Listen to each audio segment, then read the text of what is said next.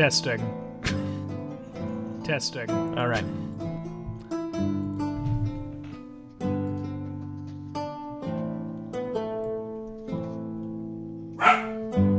Oh my god, don't do that.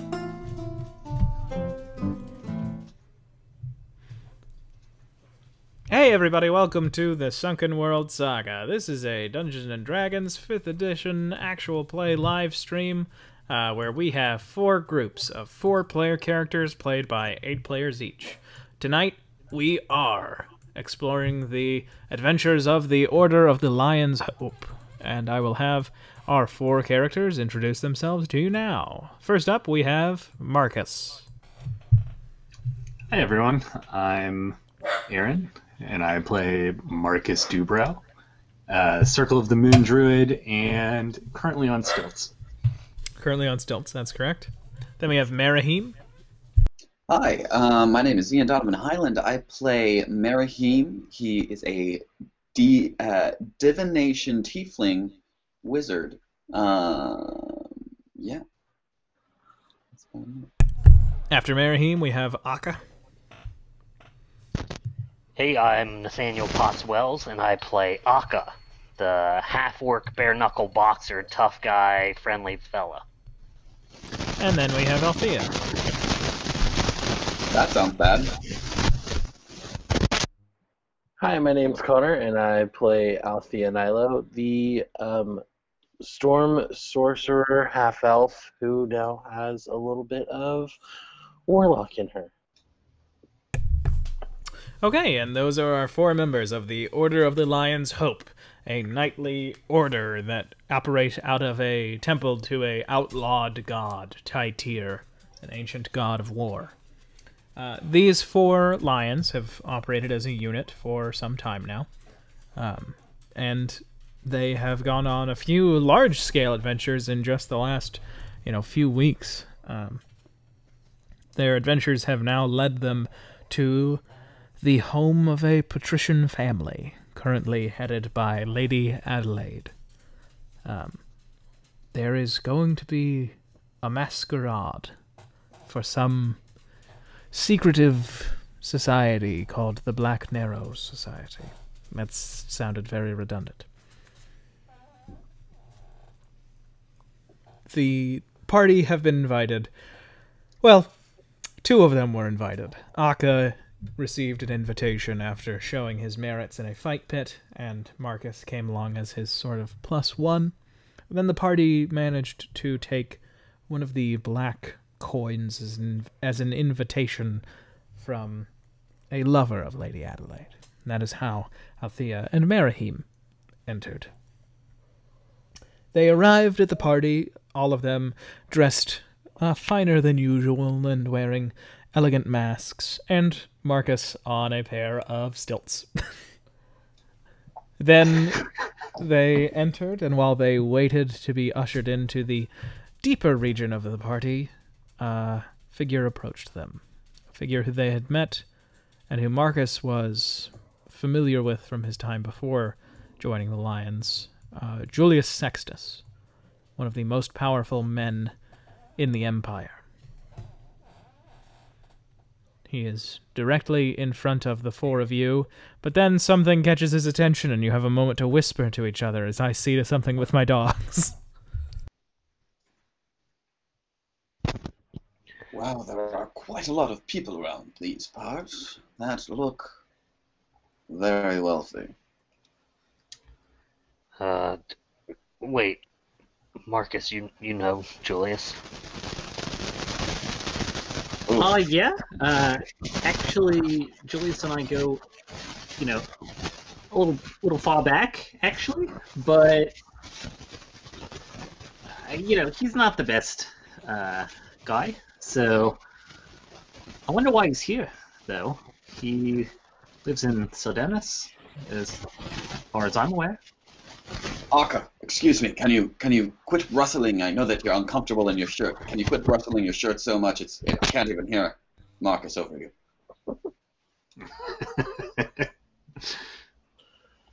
Wait, do you think he's part of the secret society?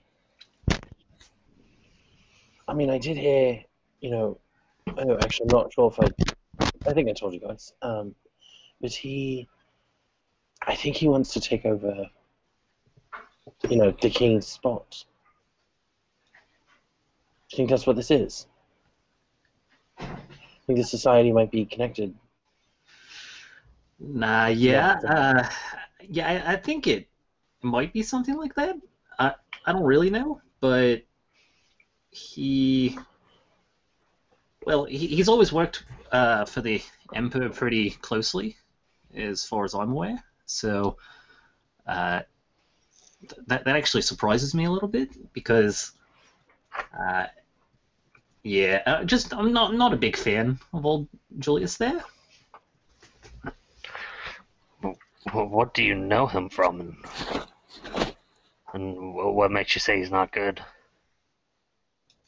Yeah, well, see, I was kind of like Uncle Merihim here, where I was really into books and that sort of thing, and I was doing some research that the Emperor wasn't the biggest fan of, and so they kicked me out of the university.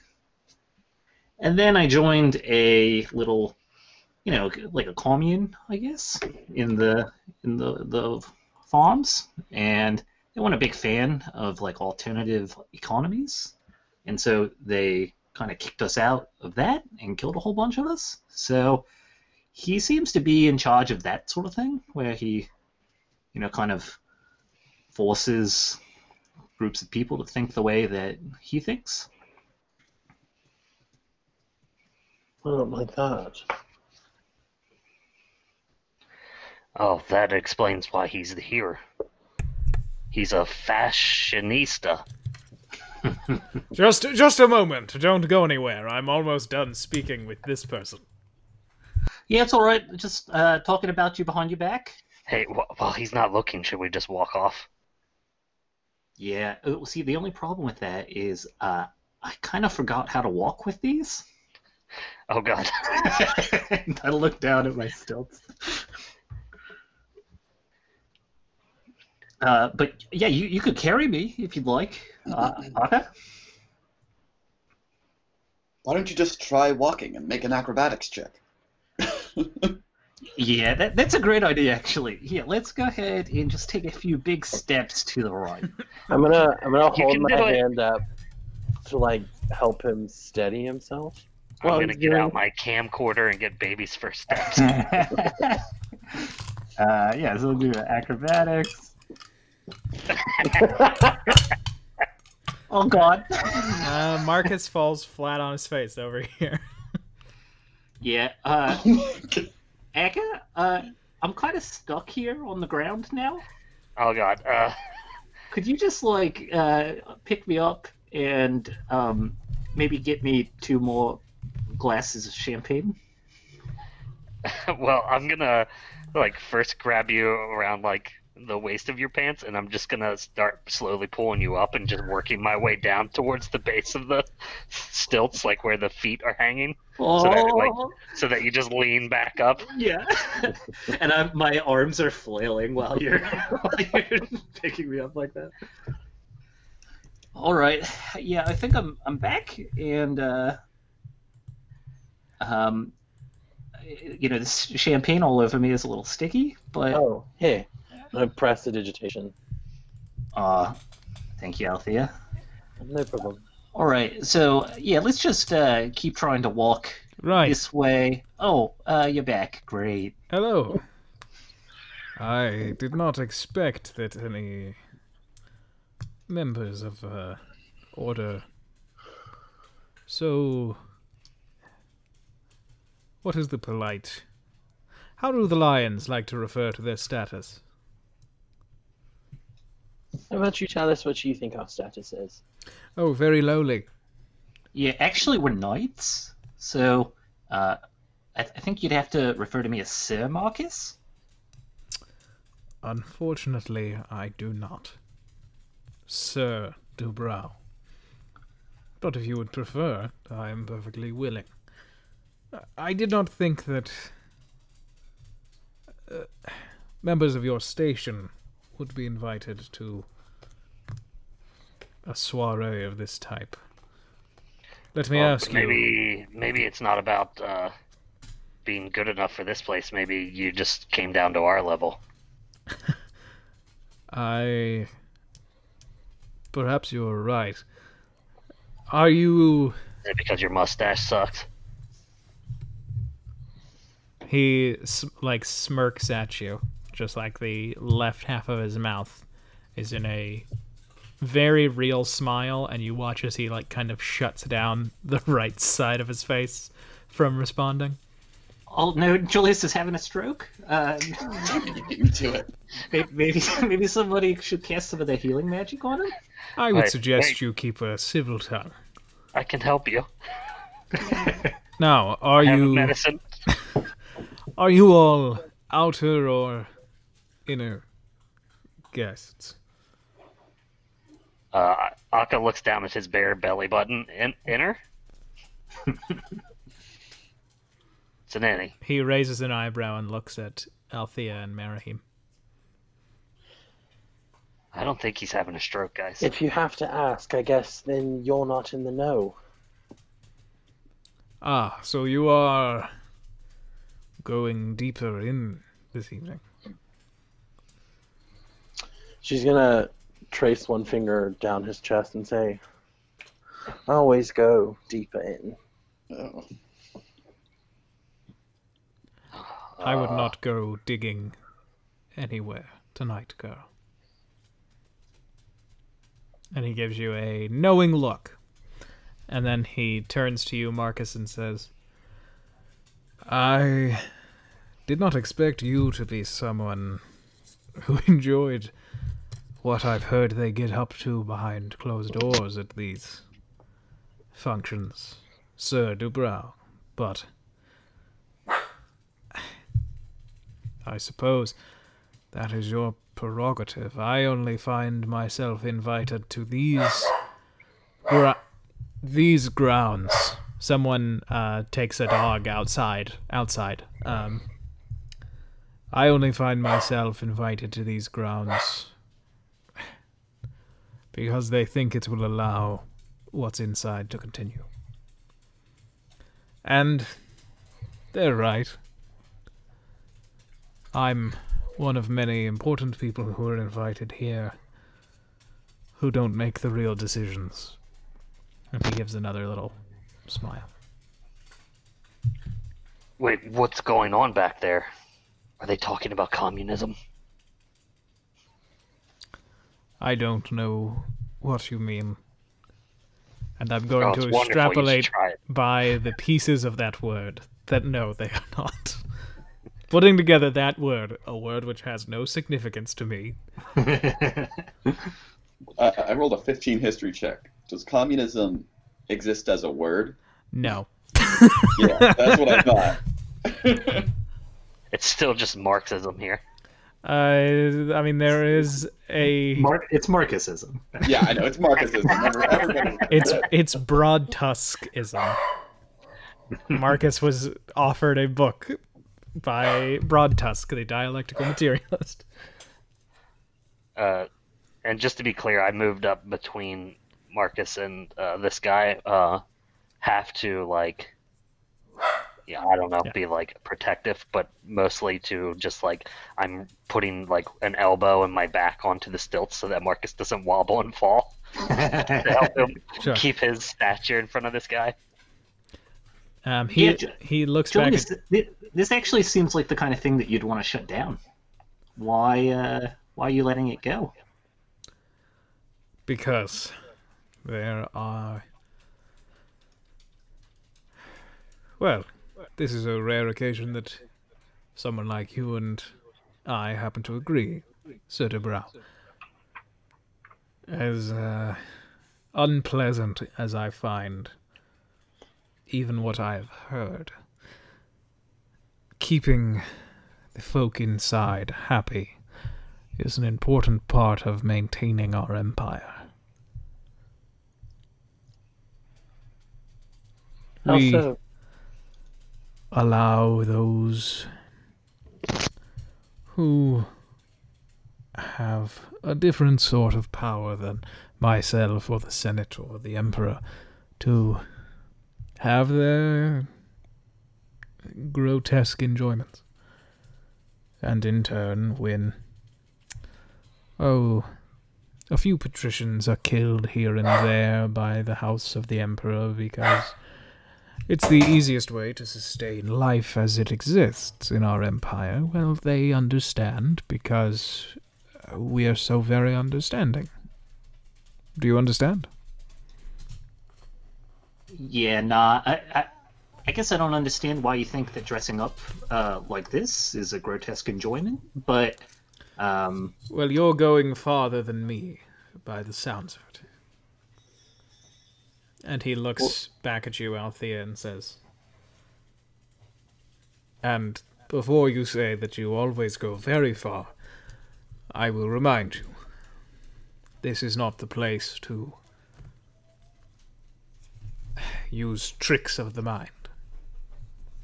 Very pleasant words will get you very far, but not with a married old man like me. yeah, Julius, I guess I just don't understand what you're saying is happening here. It looks like a party to me, and that's what we were invited to, party, and that's why I have these stilts on, because these are my party stilts. So, what exactly is going to go on back there? You haven't heard, then. You were invited without knowing. Yeah, nah. Well,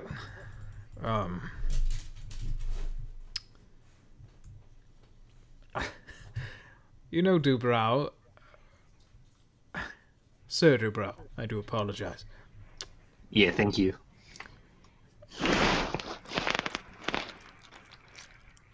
I suppose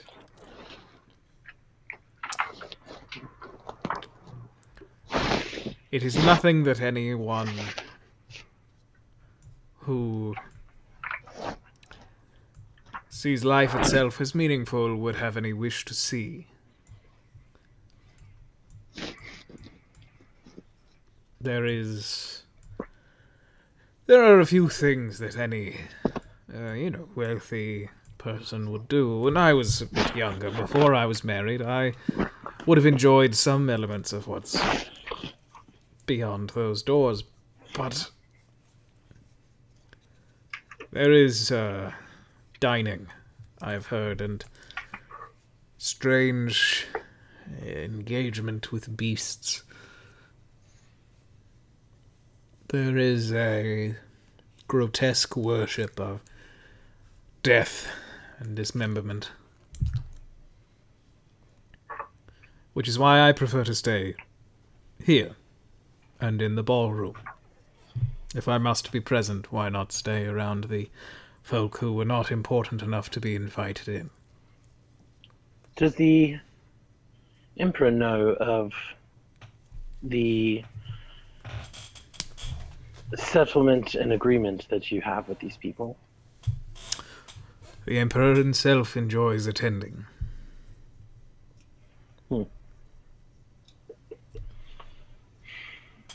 Interesting. Yes, and of course, I should tell you that my friends and I do keep lists of everyone in attendance.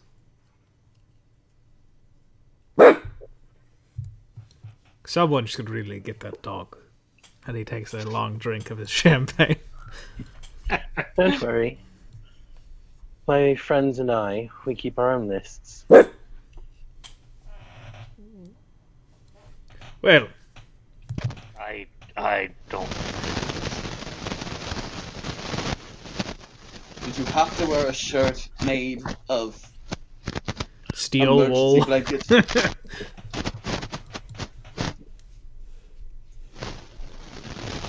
Right, well, it was a pleasure. Perhaps I will see you in the ballroom as you make your final steps before you see things further in. And he turns and he walks away. As soon as he walks away, I'm going to cast Prestidigitation on my finger. Oh, can't believe I touched him. I'm going to try to take another step when he says that. I'm going to test the waters. Another step with your stilts. Yep. Okay. Another literal step. Acrobatics. Alright, you fall and you take... No, you're a halfling. You're a halfling. You take Oh, that's 3 right. bludgeoning damage. No, I'm a halfling. I'm very lucky. Yeah. Then. No one's allowed to remind people of things that they know because of their other characters. I'm just It's kidding. okay. I'm just kidding. I'm No, it's still fine. I'm still terrible. Well, you still fall, but you don't hurt yourself. Because Akka was already kind of propping you up, you Holding managed on to it, yeah. not completely face plant this time. Right. You fall onto like your thigh and you're in pain, but you don't like lose Right. any HP.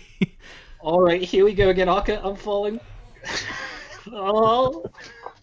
All right, let's try it this way, and I'm gonna get in front of you, and I'm gonna grab you in the shoulders, and I'm just gonna try and toss you up, so that like you swing up onto the feet of the stilts, and then I run to the other side and try and catch you. All right. Oh, here we go. I think you got me. Can Althea walk to one side and like offer her hand? Yeah.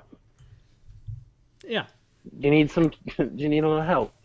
Yeah, that'd be great, Althea. Thank you. It's very thoughtful. Yeah. So, what do you guys think he was talking about? What's going on in there? He said something about animals. Do you think? He said when he wasn't married. Do you think there are fucking animals in there? Oh, Uh, good God!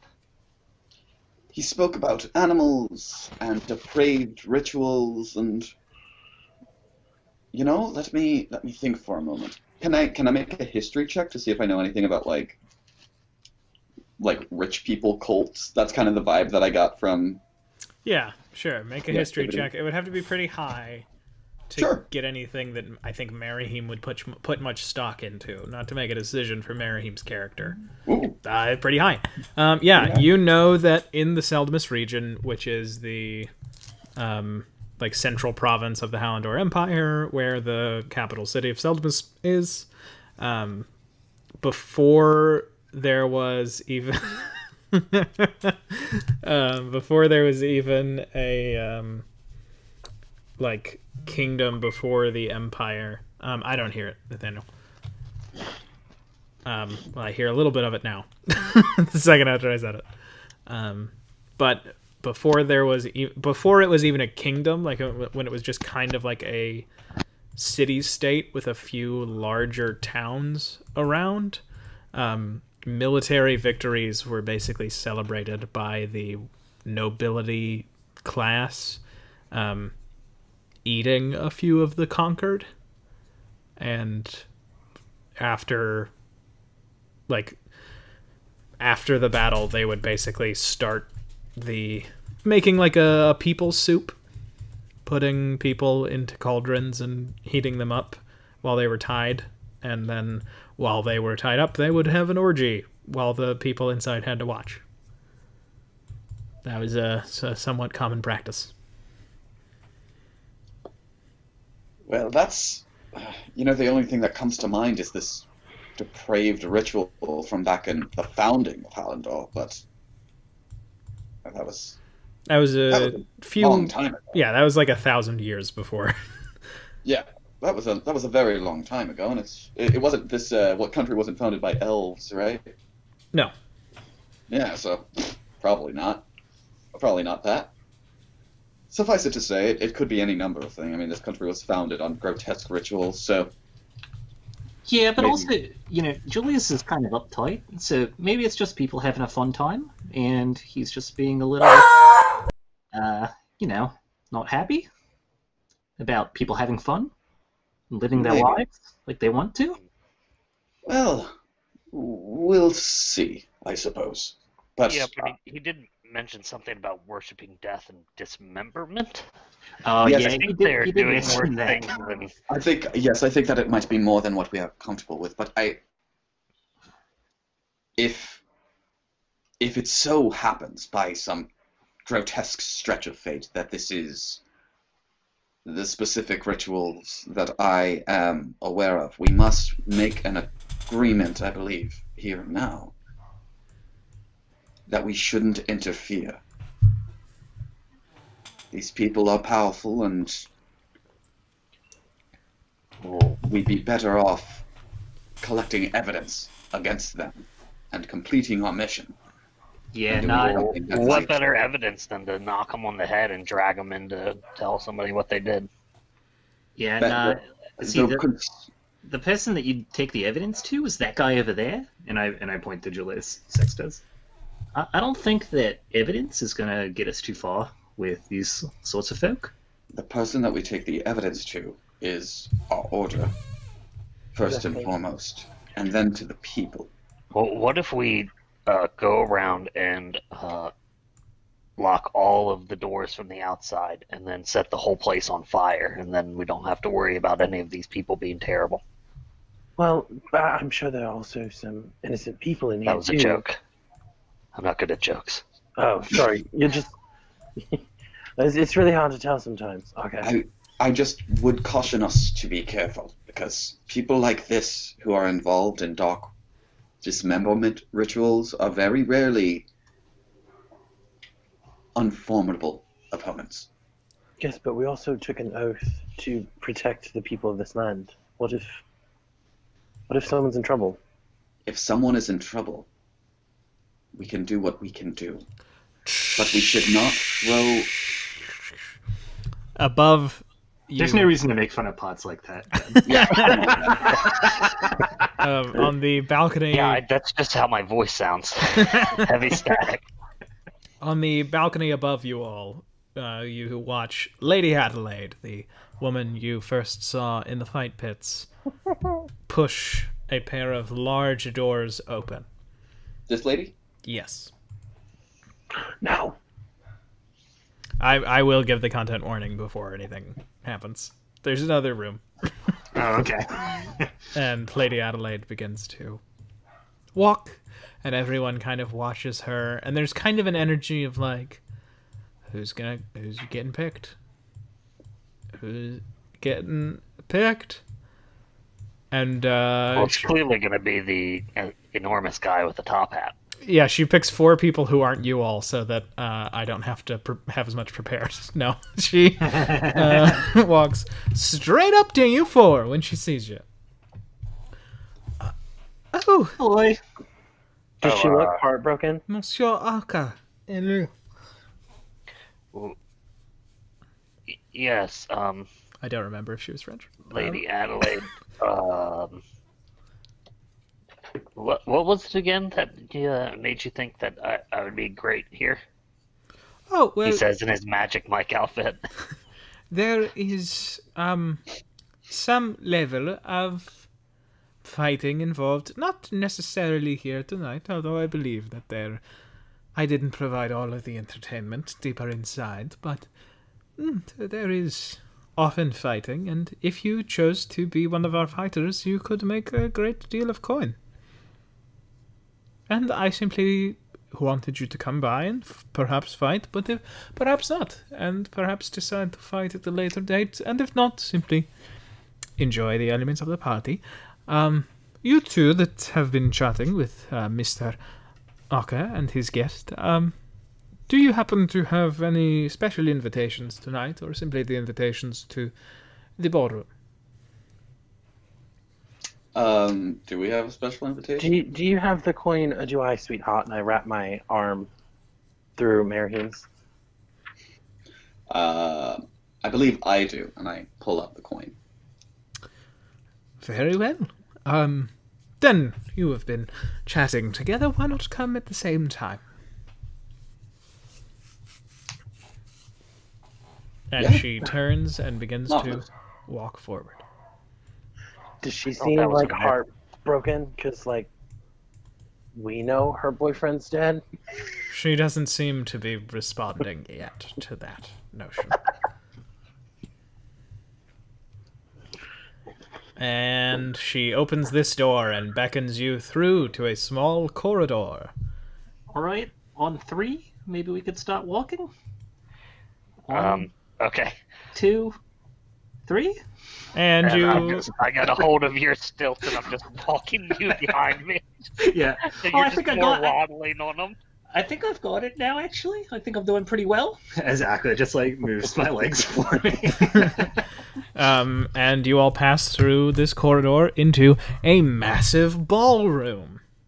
It is, once again, it is basically Roman-inspired Versailles. This intricate marble that seems to have been, like,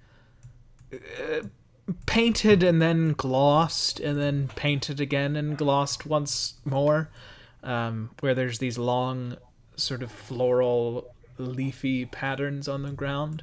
You watch as these elegantly dressed couples just glide across the dance floor to beautiful orchestral music, and you see in the center of the room there is this massive bird cage that looks like there is a stairway and an entryway out towards the back, but you see that inside there is an entire orchestra playing together. The Thunderdome Orchestra. Do the people in the cage look They nervous at all? They don't seem nervous. None of them are wearing chains. There's a way out of the cage. Okay. Is this doing cage just fine. dangling in the air? It is dangling in the air, but it is like 1 foot above the ground. Where are we? You're in a Ben Collins D&D map, baby. The room, 5,000 miles long. It was kind of like an Eyes Wide Shut kind of thing, but then Marcus got on stilts and it just became Twin Peaks. Yeah. Yeah. We're in the And just Black like Lodge. just like Twin Peaks, I'm about to cut to a scene where a guy on a motorcycle is terrible. And the sound and I'm going to start playing music so loud you can't hear any dialogue. Adelaide leads you through the dance floor.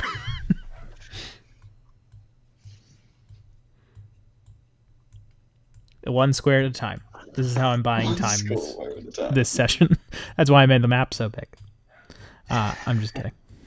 She leads you, and you notice, I mean, all of these couples, they seem to be representative of pretty much every, species on Wellharn. Not a lot of dwarves. That seems to be... You don't see nary a dwarf. But everybody else is here. Sweetheart, are you coming? Merihim I am refuses. running. Jesus, who? Is it just? I'm gonna roll an Arcana check. Because this room has to be magically large. There's no way. I mean, I'm going to give you an architecture check. Okay. This woman's family is fucking loaded. This room is this large. Dear God. Fuck. Okay. And when you all reach the... when you all reach the... what looks like there are basically 2 servants' entrances right next to each other. You probably only want to go through one if you want to just see where the servants are doing stuff. I'm going to give the content warning. And this also goes out to the 4 of you. If at any point my description becomes too, let's use a family-friendly term, too yucky, or you feel uncomfortable, you can say it or you can message me and I'll severely tone it down. And then if you are a person who does not like hearing descriptions of very acrobatic and very dominant sexual acts or blood and gore and really, really evil stuff, this might be a good time to check out. I promise that it's nothing on the former of the two sort of sections of stuff that I said, none of that is going to be graphically described, and none of it is the most evil form of that. Then you enter the corridor. You go through the servants' entrance, and you begin to walk forward.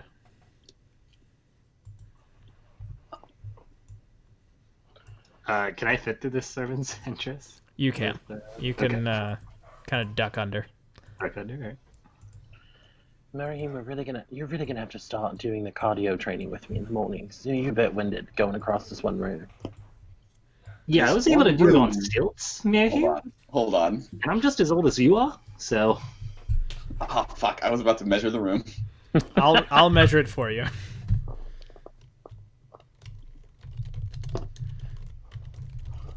As you walk from the first hallway into this larger hallway, where I will begin to describe things, you have a moment to talk with each other as Adelaide seems distracted and hurries ahead of you. We should be cautious. I don't want us to be the ones being led as a lamb into the slaughter. Yeah, you're right. Should we come up with a safe word now? Actually, that would be a very wise idea. Should be something that we wouldn't normally say, kind of a word that we'd have to really think about. Let's make it Marktopus. We're not in the water, so we usually wouldn't say that here. I feel like a part of that word's going to get you in trouble in this place. Let's make it I appreciate you, because I feel like none of you ever say that. Is that the safe word? We appreciate you, Mary. I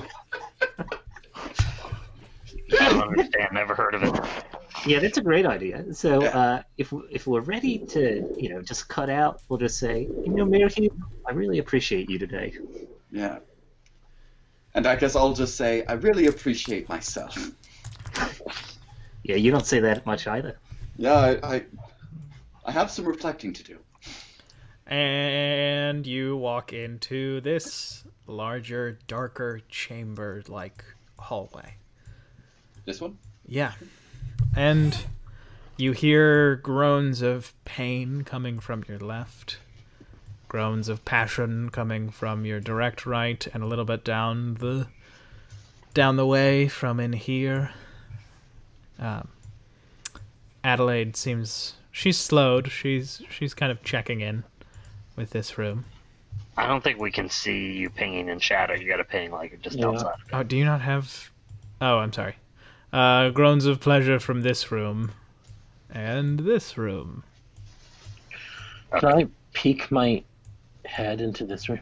Yep, I have drawn the other room, but not this one. So I'll just describe this one. Inside of this one, you basically see a whole lot of nobility. Older folk. This is the over 50 room, and they are having sex. And you see, basically, I don't know why I have to describe so much sex at this party. I don't know why I just did like a little. They're having sex, but they are boning, and you see that essentially they have a lot of furniture. And for a moment, you think, "Oh, that furniture looks weird," and you realize that it is, like servants from outside, naked. So like the servants are basically like holding up other servants, and these people are fucking on top of them. Well, Yeah, can we get some blinkers going in chat? Please don't. In this room, Marahim, you see a priest. He is dressed as a priest, who is carving, basically really, really small, with a intricately designed dagger that has sort of a flamberge blade. He is basically drawing like sex scenes onto the naked body of a man who is chained to the wall. And then you look over, and there are 3 identical triplets who are very clearly very wealthy young women drinking wine, and one of them has a man in front of her on his knees doing a job, and chained to the wall you see there are 5 other naked individuals watching what is happening with absolute terror. If you don't have anybody specifically in mind, don't I don't need to make the check, but can I make some sort of check to see if I know who those triplets are?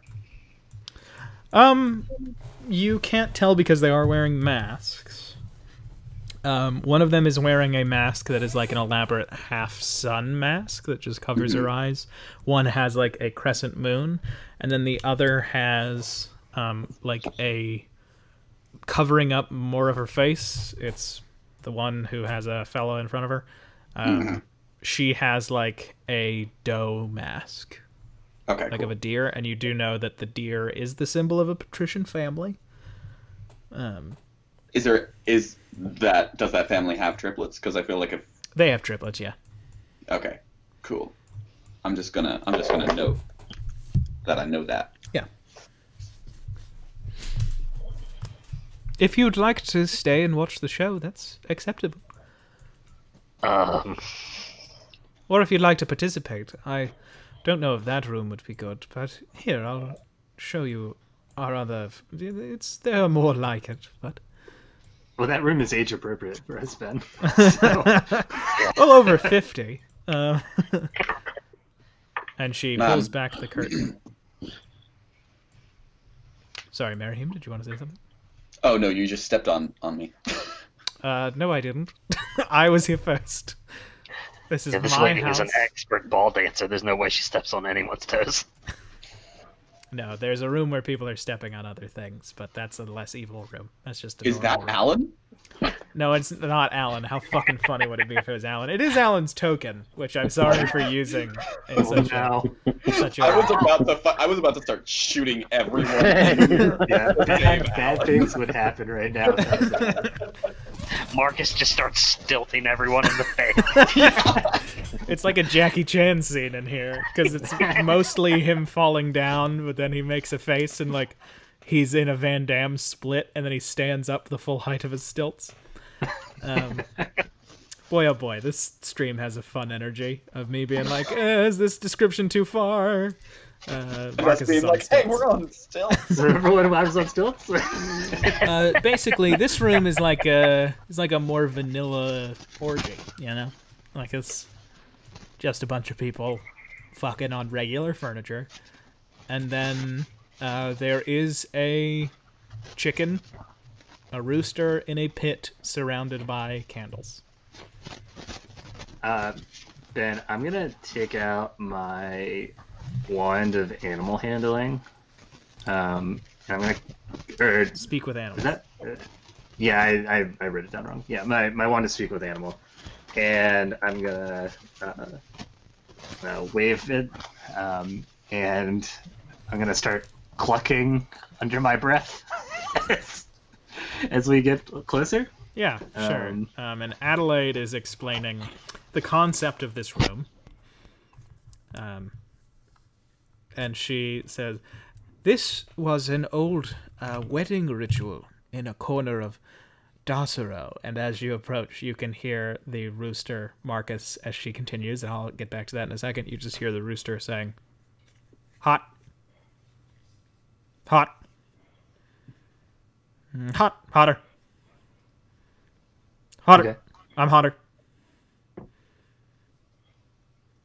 I'm hotter. I'll let her continue before I respond. Yeah. The ritual was conducted at weddings.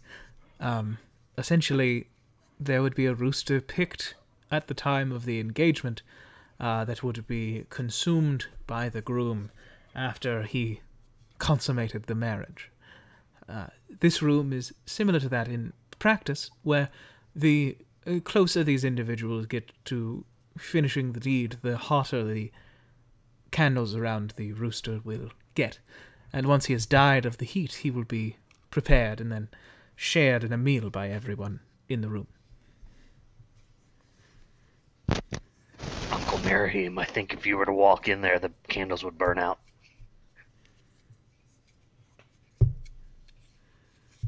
Yeah, that was a pretty good burn, actually.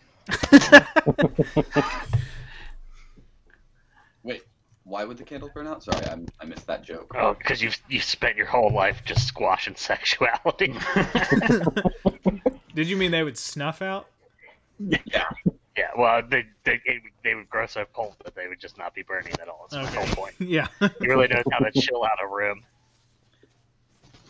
Well, look at all of these naked people. Yeah, all of them stop and look at you. And are like, we're evil rich people, but ooh, you're really harsh on our buzz. Hey, you.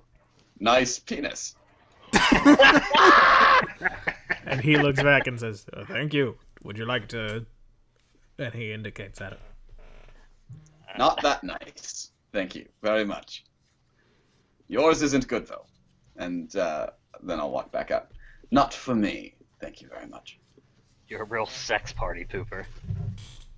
Well, and she draws the curtain. We can continue. And you hear music coming from the next room.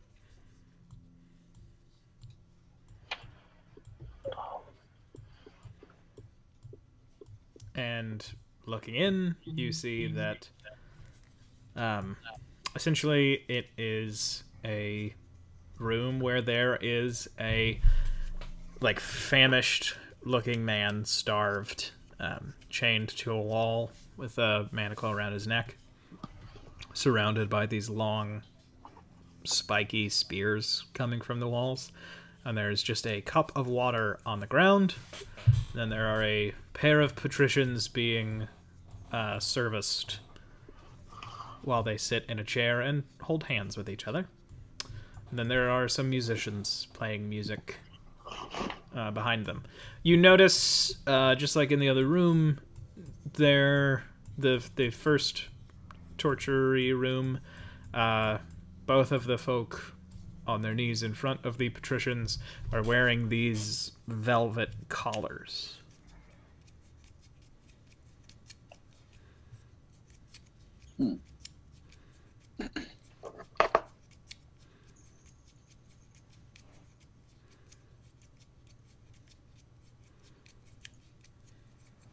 Hey, Lady Adelaide. Oh, yes. What are the collars? The ones that they're wearing? Oh, those are prostitutes. They mark that they are not other attendees of the party, but a part of the party itself. Interesting. Yes, if one of them is walking by and you're interested, simply tell them and find some place that feels comfortable. And the man chained to the wall? Oh,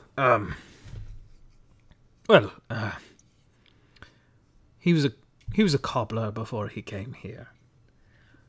And he had a lot of simple plebeian thoughts in his head. Remind me, what does plebeian mean again? It's the lowest class in Hallandor other than slave. And so, you said he was a cobbler before he came here, so what is he now?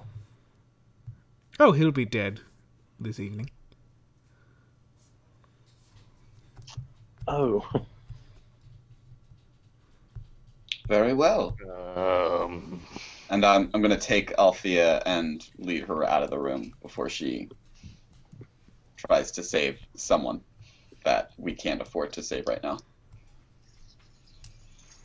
I fight back a little bit, but I do let him pull me away. Yeah. Just guiding. Yeah, obviously not like telling you what you have to do. Just guiding. These are the people that... When she's like out of earshot, these are the people that we all need to protect. And we will do what we can, but there is not a guarantee. We need to know more before we can act, Althea. What's it? Althea, do I know that she's training to be that she's like a spy, or no? Does Merheem know that? I mean, I think Merheem would. You know, he worked closely with my parents. He's my family, so. Yeah. Well, in that case, then, Althea, if you wish to be a spy, you cannot always jump in and save everyone. Your duty is not to be a frontline soldier. Your duty is to gather information, and when it is responsible, act upon it for the good of the Order. But unfortunately, in this particular line of work in the Lion's Hope, you cannot save everyone. That's not enough. There needs to be a way to save everyone. Who are we to decide whose lives are worth saving and whose are not? That is not our decision to make. But What I just said. yes, and it's not our decision to make. However, if you don't get out of this alive, the Order loses one of its strongest members. We cannot sacrifice the world for one person. We will save them if we can, but we cannot guarantee that. And that is just the reality. What if that were me in there, Merheem? What would you do? I would do what I could to save you.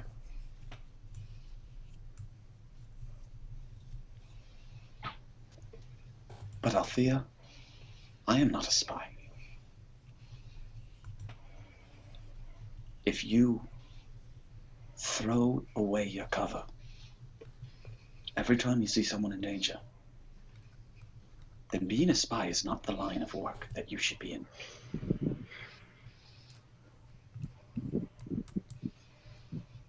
I'm sorry, but that is the truth.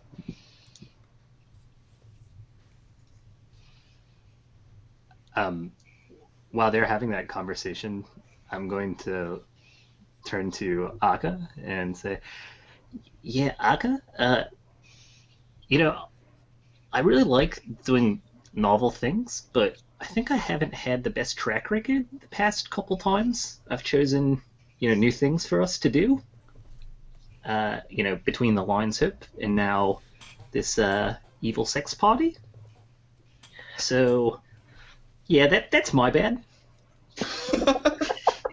Yeah, it's like everything that's pretty awesome taken to a level that's pretty awful. Yeah, pretty awful. Yeah, I agree. I'm feeling pretty, Mirahim, I appreciate you. Are you feeling Mirahim, I appreciate you right now? Yeah, but also, there's another room over there, and I do kind of want to see what's in the room, and then maybe we could, appreciate Mirahim someplace else. Okay. If that's all right. I mean, I guess that's not really the point just, of a safe word. Actually, I should probably just listen to you. I did the opposite. No, I wasn't. I clearly don't understand the concept. That's why I was asking you if you were, getting to that point. Adelaide, No, I do not appreciate Mirahim yet. Adelaide turns around. Adelaide turns around and says, 2 rooms to a save point. The worst room, and then a room that I feel like everyone's expecting, and then a save point. Lady Adelaide, there's one last question I have about that room over there. What's up with that cup of water in the center? Oh, he has not had anything to drink for 2 days and 17 hours. So is that just that to tease him, or is it like if he gets it, he can leave? Oh, he won't be able to get it. The chain isn't long enough. The idea is that they're going to watch him die. And then she flashes you a big grin I smile back at her. as she turns the knob to the next room. Ben. I have a question. Oh, sorry, yes, go of ahead. course. My hand is on the knob, and I'm looking away, but go ahead. As a guest, am I allowed to participate in any of these things that I just saw? Oh, of course. Like, am I allowed to just go into that room and have my own kind of fun? Yes. Okay. I'm gonna hustle in here and just move the cup up to the guy. Yeah, and he guzzles it down, and the Alright. And patrician then I'm gonna goes, hustle right out. "Oh, come the fuck on!" And you leave. I think I just made a guy come. And Adelaide opens the door to the next room. Oh no. I smile at Aka. In the next room, there is a pool of human blood. Oh God. Okay, we're doing it.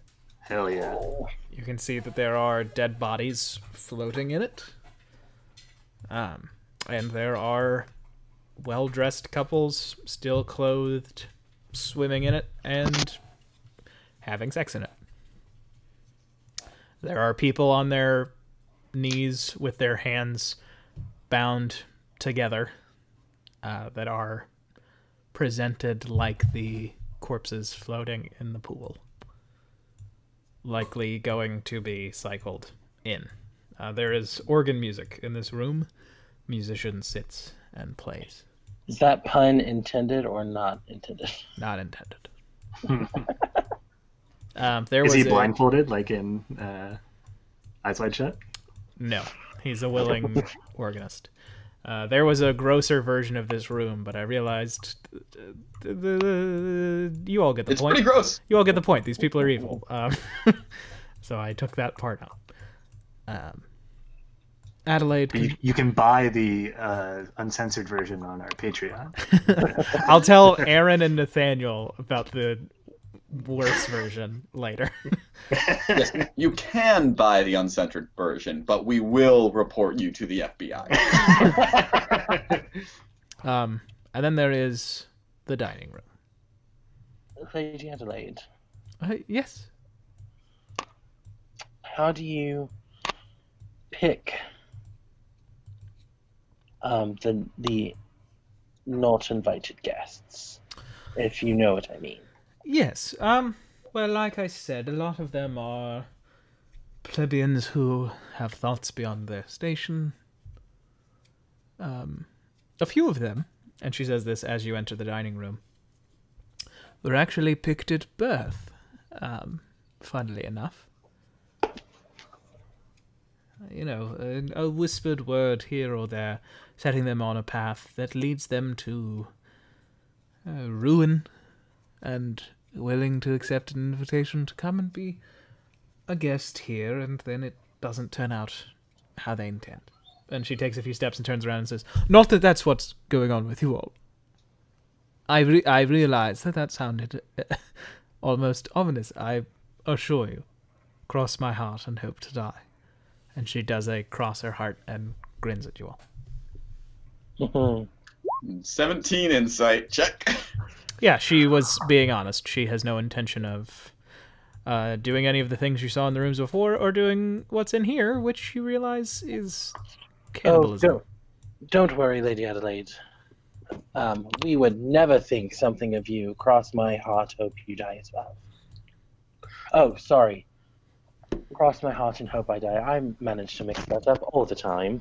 Of course. And she comes and pulls out a chair and says, "Well, that's the tour. Those are the principal rooms. There's a few more, but they're a bit more private. I am famished and a bit thirsty, so..." And you see that she has a goblet of blood in front of her, and she takes a long gulp. And she says... Go ahead. Oh no, that was just Akka reacting to the goblet of blood that she's about to drink. Yeah. And she Where? just points over there and says, "The restrooms are that way, if you're interested." Where is another... Is there a place wealthier than We're in Hallandor, right? No, we're in Dossor. No, Hallandor, yeah. we are in Hallandor. Is there a place wealthier than Hallandor? Yeah, there's a few places. Like, Hallandor is in tremendous debt to Shuhan. It's just like individual people in Hallandor are among the wealthiest in the world. And where's a place that's... So which place is wealthier than here? Dasaro would have people who are wealthier. Zashan would have people who are wealthier. The Spicer Coast basically has like 8 families in every city who are wealthier than even her, probably. Which one? The Spicer Coast. The Spicer Coast. Okay. You know, Lady Adelaide, never mind. No, I'm not gonna. I don't know. Doesn't seem fun. And she You're says, a spy. You're a spy. the restrooms are over there if any of you need to, or if you need a place to take someone. I lean down to Ark and say, I don't think I want to see what the restrooms are here, Yes, I'm very... considering what everything else is. I've seen some pretty terrible outhouses in my life. I can't imagine what's going on in this one. The patrician woman next to Lady Adelaide says, "Oh, the restrooms here, so boring. You could have at least put a few special types of servants inside." And Adelaide Yes, says, I know, but there needed to be one calm in the storm. Yeah, well, that was fortunately timed. Yeah, maybe we should all freshen up before we dine on flesh. Yes, I do believe that it would be a good time for me to relieve myself. Boy, it must... something I ate before coming here is certainly making me... I should really run. How about the rest of you? We all ate the same thing. Are you feeling all right? Huh?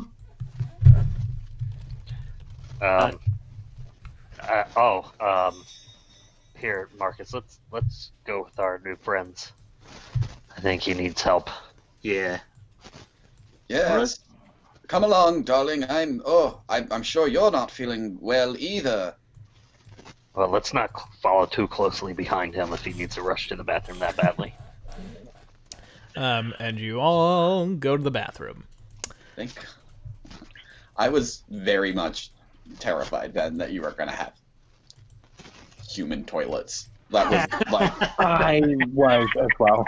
No. That would have been awesome. Now you see the dichotomy of this group. Clark and I wanted there to be human toilets.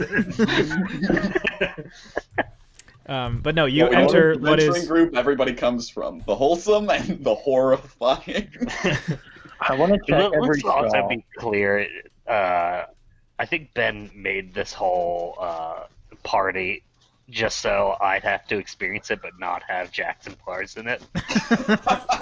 And I hate to spoil the next Team 1 game, but Jackson Pars is definitely going to use that doorknob to make a door go straight to this party.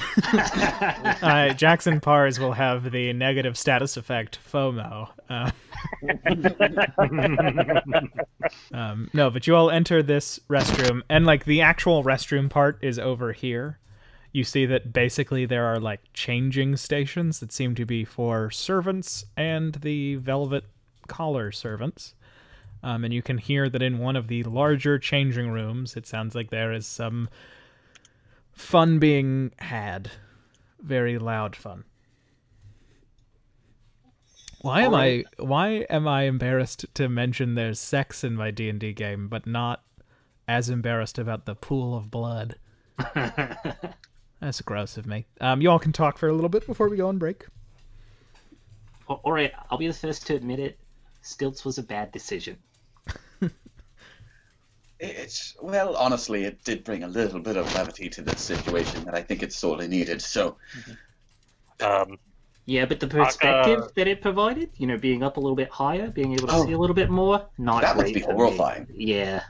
Yeah, but, and then Akka, wiggles his bare toes and goes, it's probably best to not walk in some of the puddles I came across in these hallways. Oof. I'm gonna walk over to that other stall and I'm gonna cast Prestidigitation and make there be just a really foul smell. in the one with the people having sex. Okay. As you got close to this hamper, this just like steel bin, you see that there are basically a bunch of servants' clothes in it. Oh, they're the servants doing it. Yeah, and then you watch as a bunch of servants rush out and run into a small door off the side of the screen that I was going to mention after the break, but let's go ahead and have it here. They just sprint out and go, oh god! And only one of them thinks to grab his uniform, leaving behind like 5 servants' uniforms. One of the people who ran out of the room was a halfling. Convenient. Maybe there's other solutions to this party puzzle. But you are now definitely alone in the room. Okay, what the fuck is this place? I'm sorry. This place is so weird. I have to ask again because I forgot, honestly. Why are we here? I'll explain everything. I just do actually need.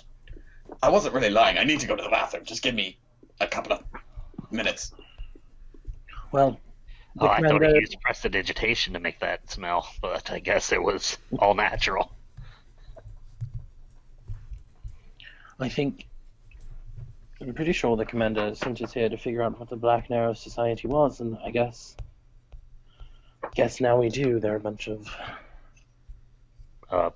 Evil monsters that happen to be extremely rich. Yeah. You know, I do think I have an idea. We just run through and beat each of them up one at a time. Well, I think that we could honestly probably turn them in on themselves. You know, I had this idea, but I didn't know if it was a smart thing to do. Wanted to run it by you guys first. What if, we pretended like we were from somewhere beyond the means of the people here, and we tell them that there's something similar there, but instead of using peasants and lowly people, they eat the rich. Why would we can totally play on their egos? Why would you want to eat the gross, yucky meat of some plebeians when the rich are raised better? It's like, would you want to eat the cow that is, famished and rotting, or would you want to eat the cow who was fed high-end grass its whole life?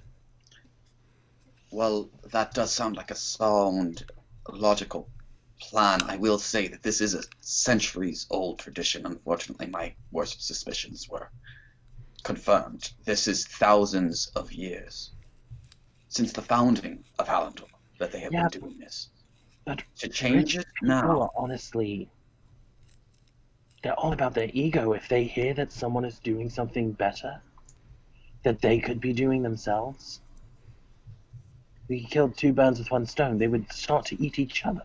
Yeah, and Althea, I think that they do this because they need each other to be rich, This is like something that binds them together, lets them kind of experience something that they that has a bit of a taboo, and then that means that when they're doing other things that have a taboo to them, like stealing gold from the poor or that sort of thing, then they can trust each other. It is a prisoner's dilemma of sorts. And not only that, while I do agree, Althea, that the egos of the rich might be driven to such fallacies as what you described, something tells me that it is not simply the desire to eat people. It is the desire here to dehumanize those that aren't a part of their disturbing celebration.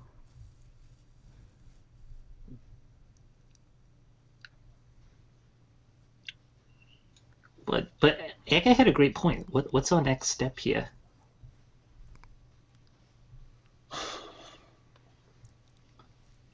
And remember, I can take really big steps with these stilts. Well, we do have some servants' clothes as a disguise that we could use, I'd say. What, just to get out of here? True. Because I feel like we can just, all of us just walk out the door if we wanted to. I don't know if they would let us leave without. Or we're trying to lure a certain person in and take them captive or something.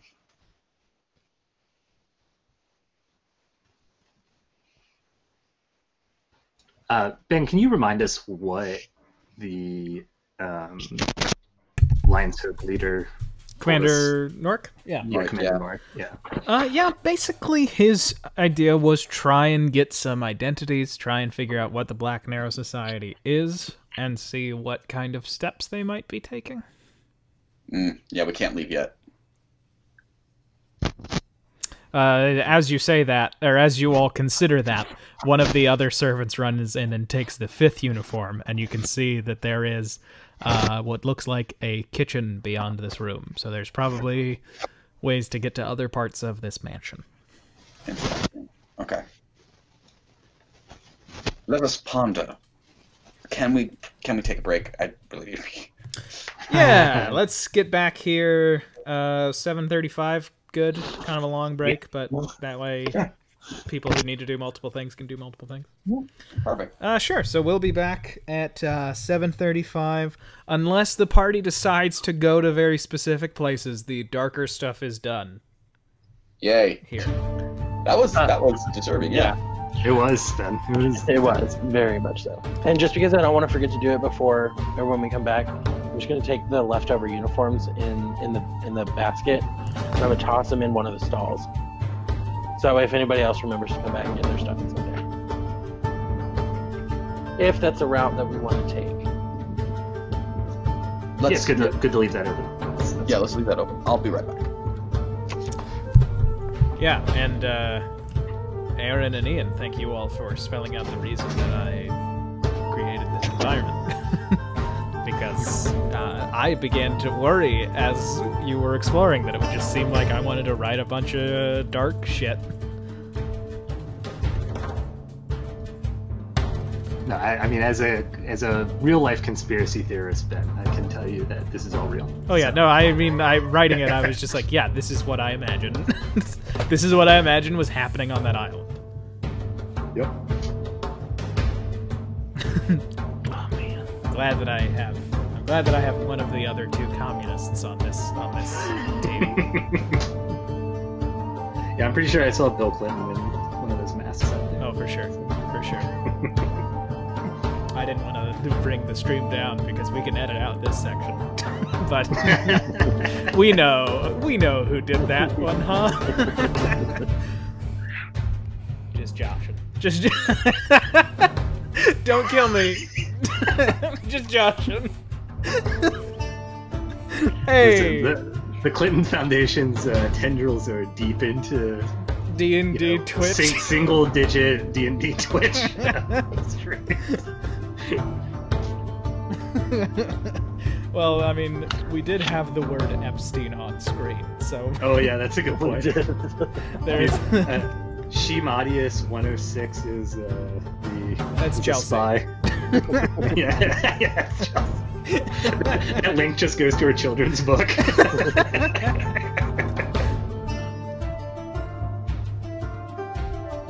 No, I will tell you, Aaron, and Nathaniel about what was in that room. Because to me, it's still in the room, I just didn't say it. Yeah. Right, I want to know. Right, well, then fine. We'll let Ian leave after the session, and then I'll tell the 3 of you instead of just saying it. Well, our viewers can turn in on the Sunken World Saga After Dark stream. Yeah. Find out. I mean, I feel like it's probably not much. It's not much worse than the water torture and the knife porn comics on the guy. Yeah. But was that the most disturbing part? I kind of feel like that room and the fact that that one was right out of the gate. I feel like. I don't know, dude. I think the people fucking in the blood pool was that's what got me. Yeah. Have That you guys one, seen? I'll be honest, that one was plagiarized from history. Have you guys seen? Oh shit! or even read American Gods. Yeah. Yeah. It made me think of the part where I think she's an Egyptian goddess of fertility. I can't remember her name right now. But when there's this scene where they're having an orgy and then all their bodies turn into like muck and she absorbs them all into her vagina. That's what that scene reminded me of, and I was like, oh god. Yeah, I think now that you describe it, I think that a little bit of this party was actually kind of based on that. And then Lady Adelaide's just gonna come and straddle the entire blood pool and just absorb all of them inside. it's also based. A lot of it was also like there's a arc of Berserk where there's a like secret orgy group off of a big group, but they're like. That's kind of just Berserk's aesthetic in general, though. Yeah. Like... No, I mean, every part of the architecture, I haven't described the architecture because I'm very bad at remembering to describe all of the stuff I wrote down about buildings, because I love describing textures and materials, but then when I'm DMing, I always forget. Everything is basically like, the buildings in Berserk, what if that was made by rich people? Right. Because I love Berserk. This is the session of our D&D stream where I reveal how much I love Berserk. I need to read it, dude. I've seen like the what's it called, the Golden Age arc or whatever. The original 25 episode anime. Yeah, that's really good. I really like that, and I like the new movies too. The movies are good. I wish that they would just do the movie, like they would just break up the later arcs of the manga into movie-length stories instead of trying to do, like, with the budget of those movies, make like 50 episodes of a TV show so that it just looks terrible. Right, exactly. And that they have Guts' original voice actor, but don't pay him anything, so he just like shows up and it's like, hey, what's good? I'm Guts. I'm gone now. Yeah, but it's one of my favorite manga because it's intense. Yeah, it's very, very intense, but also it's the weirdest thing of like, I like when you're reading the early parts, you're like, well, I like this, but I don't really care that much about Guts. Like, he's not, and then by the point that I'm at now, I cry every new chapter when Guts gets his feelings hurt. How many sections are there now? Oh, you can go. There's a whole lot of arcs. I mean, it's been going on for 30 years. So.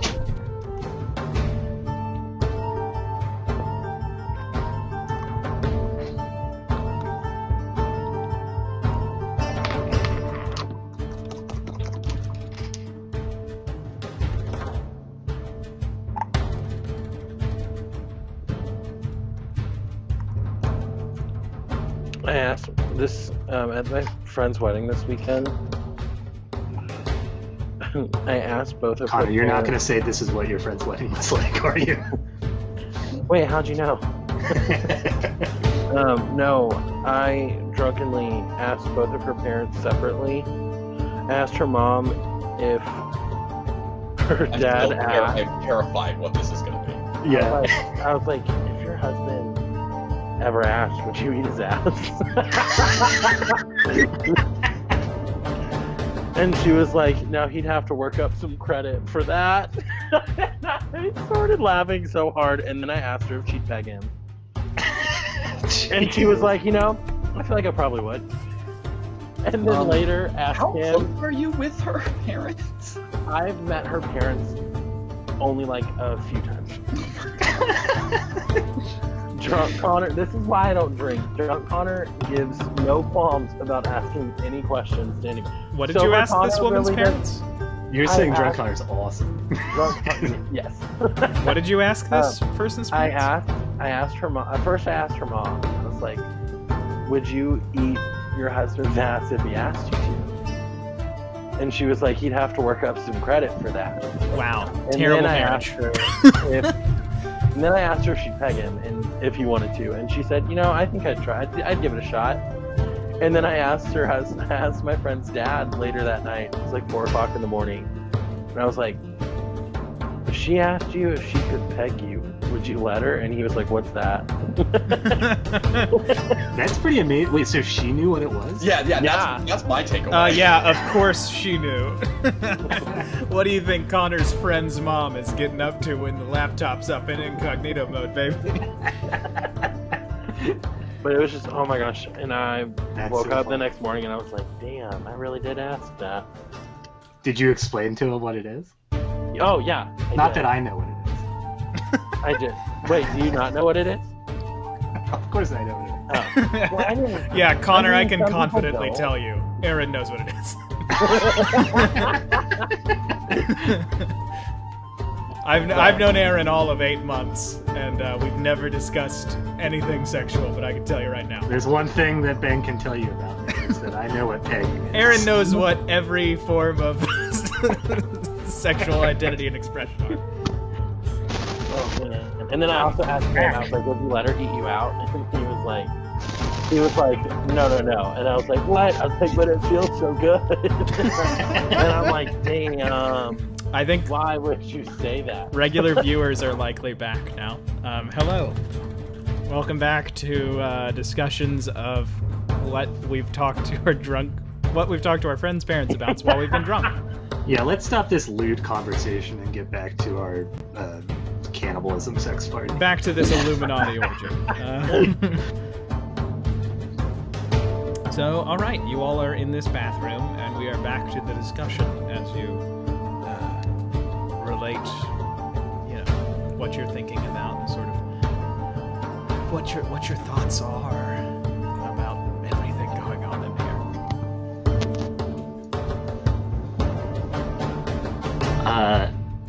I'm saying, plan time. Yeah. So if we're supposed to get information about these people, Miriam, you mentioned getting evidence. Maybe we could get on some of those costumes there, those uniforms rather, and go through the kitchen. Maybe the kitchen will lead to places in the mansion where there aren't sex orgies happening. And we could get some of their, we could go through the pockets that they have and find, IDs or, documents that say, oh, I like to kill people and fuck their dead bodies. Those sorts of things, and take them back. That is a very good idea. It might also be great blackmail material to work some of these people into our pockets. Yeah, if that's the case, Aka, do you think you could help me get off these stilts? Yeah. Here, I'll hold you and somebody untie his feet. All right, let me just lift up this I don't leg think here. You want to lay on this Here, floor. I'll do it. And I try my best to lift up the the leg of the stilt, but I'm pretty sure it weighs more than I do. So Yeah, It's make just an your athletics little check. leg trembling. Make an athletics check, Marcus. Come on, natural 20. oh, I can't quite get it up. Have you tried a cannibal sex party? I have had when you're reaching your guys' age. That is sometimes a problem. Mean. Just mean to say. Make a bullying check. Well, Those are would that always be- 20s. Is that a charisma check? No, I'm just joking. Yeah, it would be an intimidation check. Oh no! Oh, All three of the men of a certain age stop and look at the ground for a moment. Guys, no, I was kidding. It was just a joke. I have a question, Ben. I know that somebody said that the dude said that there was magic in place that detects stuff. Yes. That detects mind reading stuff. Yes. Would that also cover spells like clairvoyance that create like invisible sensors? Who knows? Interesting. I think you would. That's why I was asking you. Yeah, but I mean, how would Marahim know? That's my question. What would Marahim try to check? Would he just do a spell? Would he? I think Marahim would be cautious because of that thing. I'm getting a lot of feedback. I'm hearing a lot of echo too. I think that Marahim would probably be pretty cautious and maybe try to think through like counter charms and where mind reading and like enchantment spells might interact with the divination school. So can I roll an arcana? Would that be an arcana check to like? Yeah, you could do an arcana check. Just to see. 23. Jesus. You don't believe that there would be, unless like this level of extravagant wealth was so high that they could create some type of magical object. You don't think there would be a type of spell or a type of effect that's just like, I can tell where all magic is around me. Other than someone going around and literally just casting Detect Magic every 20 feet. Okay, cool. All right. Yeah, okay, cool. I've got that. And so I think that if we find a place where we really do want to know what's going on, I have a spell that will be handy for that, especially if we're able to find a location where it seems like people are having conversations that we cannot access. But for now, I think our best bet is to move about and try to determine where that would be. Yeah, and so I think that when we collectively get my stilts off me, we could start changing into the uniforms. Yeah. Yeah, okay. Is there a shirtless uniform that there I is can a wear? crop top uniform. Just kidding. No, there isn't. There unfortunately, Akka does not have a shirtless option. This is officially the worst assignment ever. Yeah, Akka, you could just take the shirt off once we get through the kitchen, I think. As long as they don't make me tie up my hair and I whip around my doll hair skullet.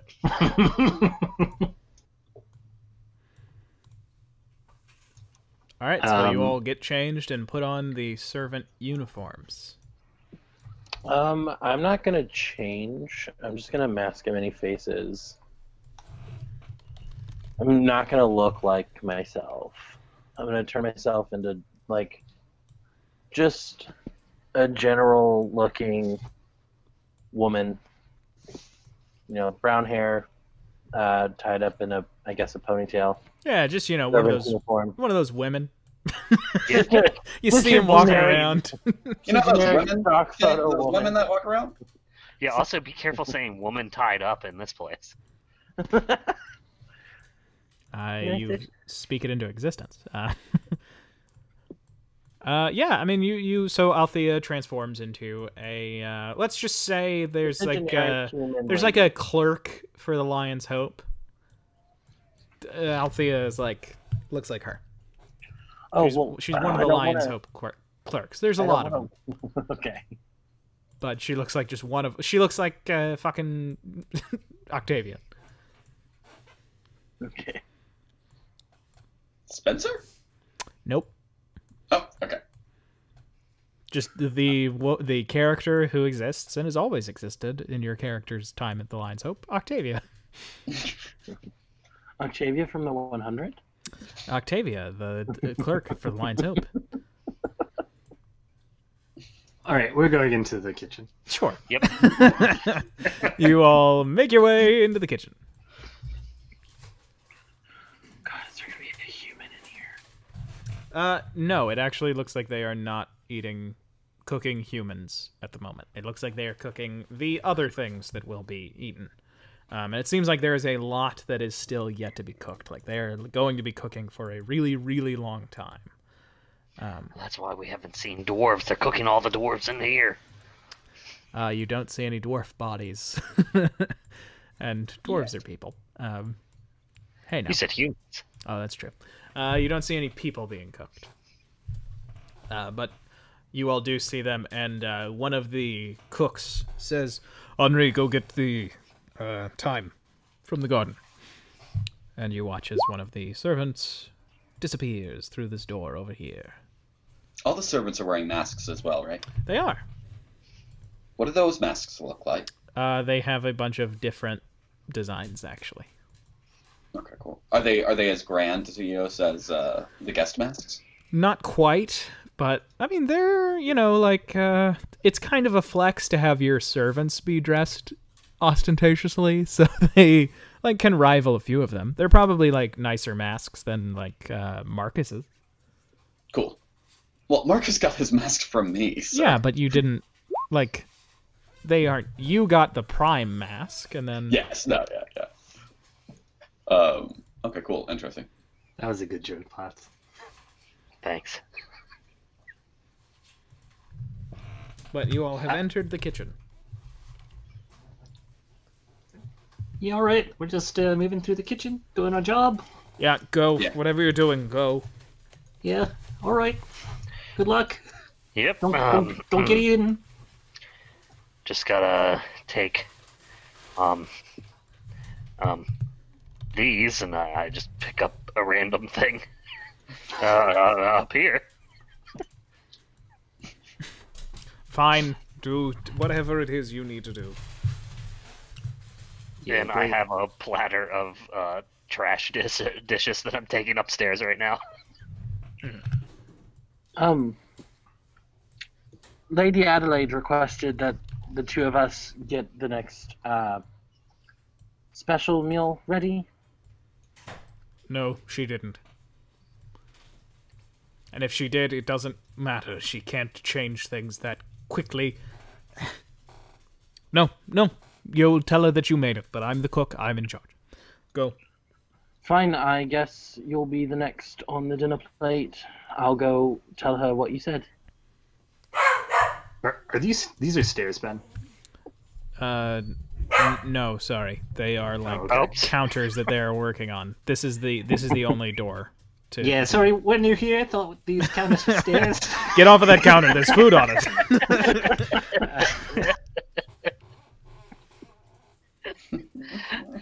I was wondering why those stairs weren't very steep. Yeah, very Look, slippery. if you- Actually. What does Lady Adelaide? Has she changed the menu? Is she asking for the pork to be cooked differently? Yeah, I don't know what they are talking about. We just needed to take these plates here to this door. Yeah, come on. We need help with Fine. these plates. What does she want requested? If you bring me whatever it is she wants added to it, or whatever, Yeah, just tell me I what think it is. she said something about a vegan option. Fine, I'll add a vegan option. What? Are there any herbs that she requested we added? She said all of the time in the garden. I don't know what that means. Right, well, Henri is definitely not going to get it. If you could, and he says this to Marahim and Althea, if you could get it, bring it to me. I'm going to be putting the pork in the oven in 40 minutes or so. Does he? Can I tell if he understands when I said the special meal that he understands that I'm meaning like a human? Yeah.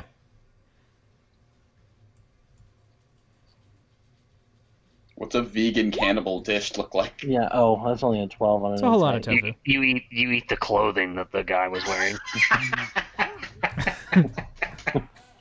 A hint of flesh. Yes, of course we can. Where are we going? Let's see. Let's go. I follow where that guy went. Okay, yeah, that's the garden. I'll put you all on the next map.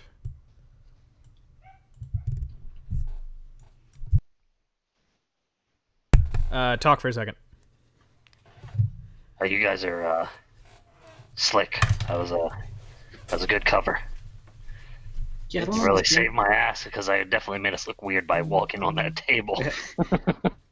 Yeah, I was kind of following your lead there, but maybe I should have spoke up because it was a counter that we were walking on.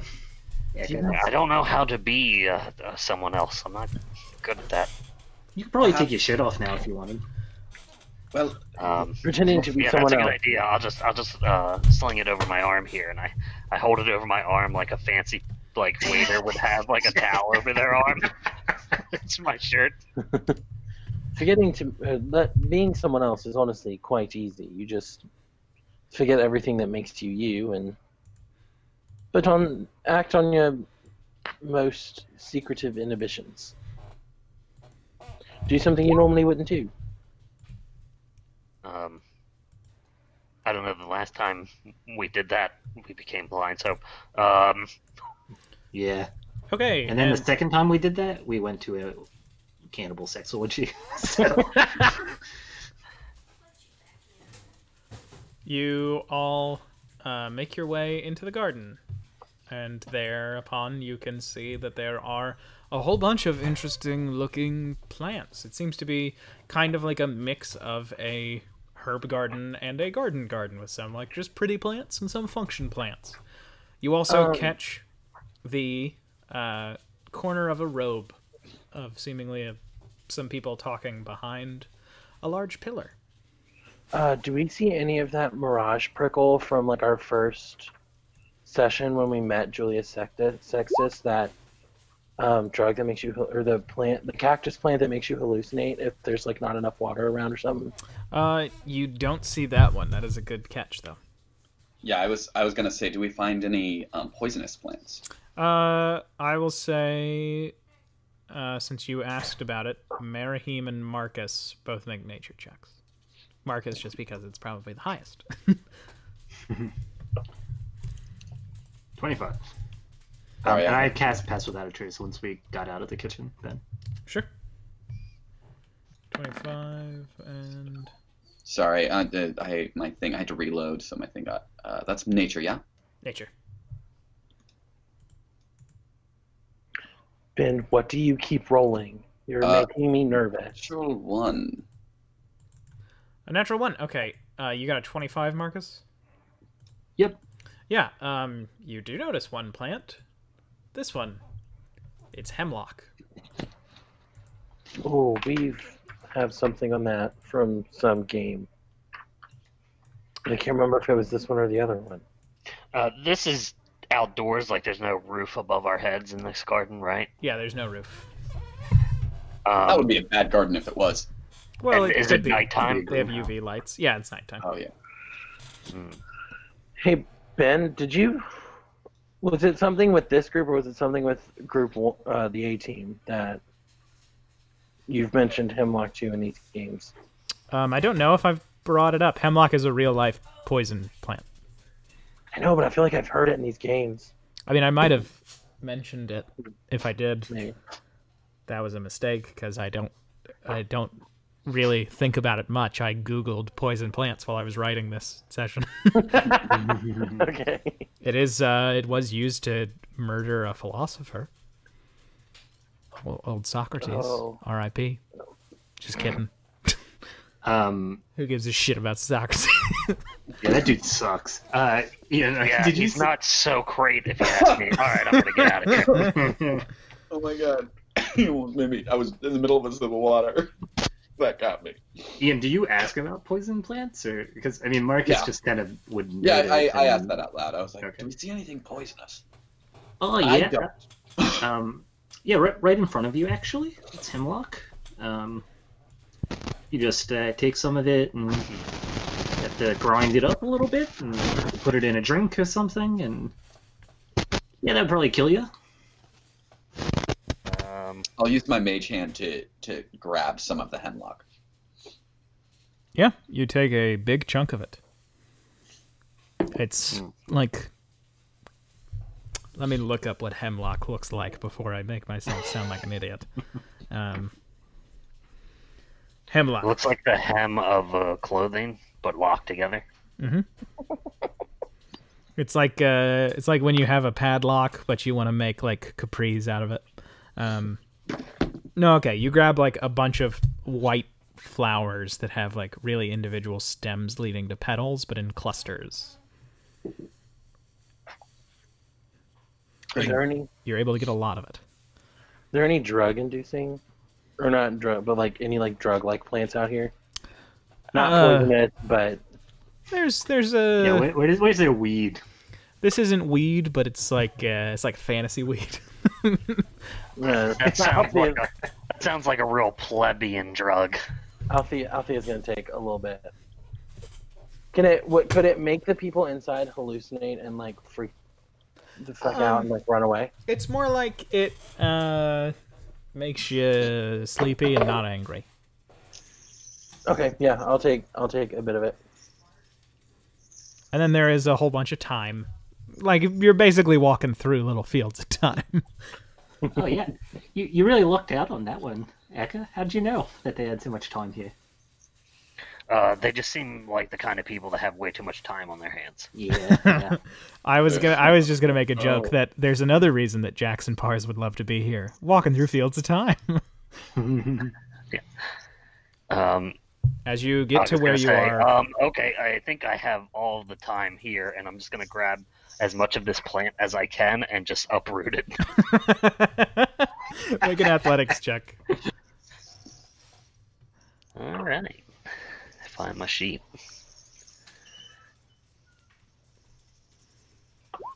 Oh no! You Plant? pull a Plant beat me. You tear through. You pull the plant up, but you tear up your servant's uniform, so that basically like the sleeves break off of the shirt, so you do not look like a standard servant anymore. You might not have heard, but as soon as we got out into the garden, I took my shirt off and threw it over my arm like a maitre d' would have a like a towel napkin thing on his arm. Right. Okay. Well, then. But can I say that I split my pants horribly when I bent down to rip this plant up? That's what it did instead. And so instead of pulling the plant up, I jumped up and went, ooh! And when you go, ooh, you notice a sudden quiet.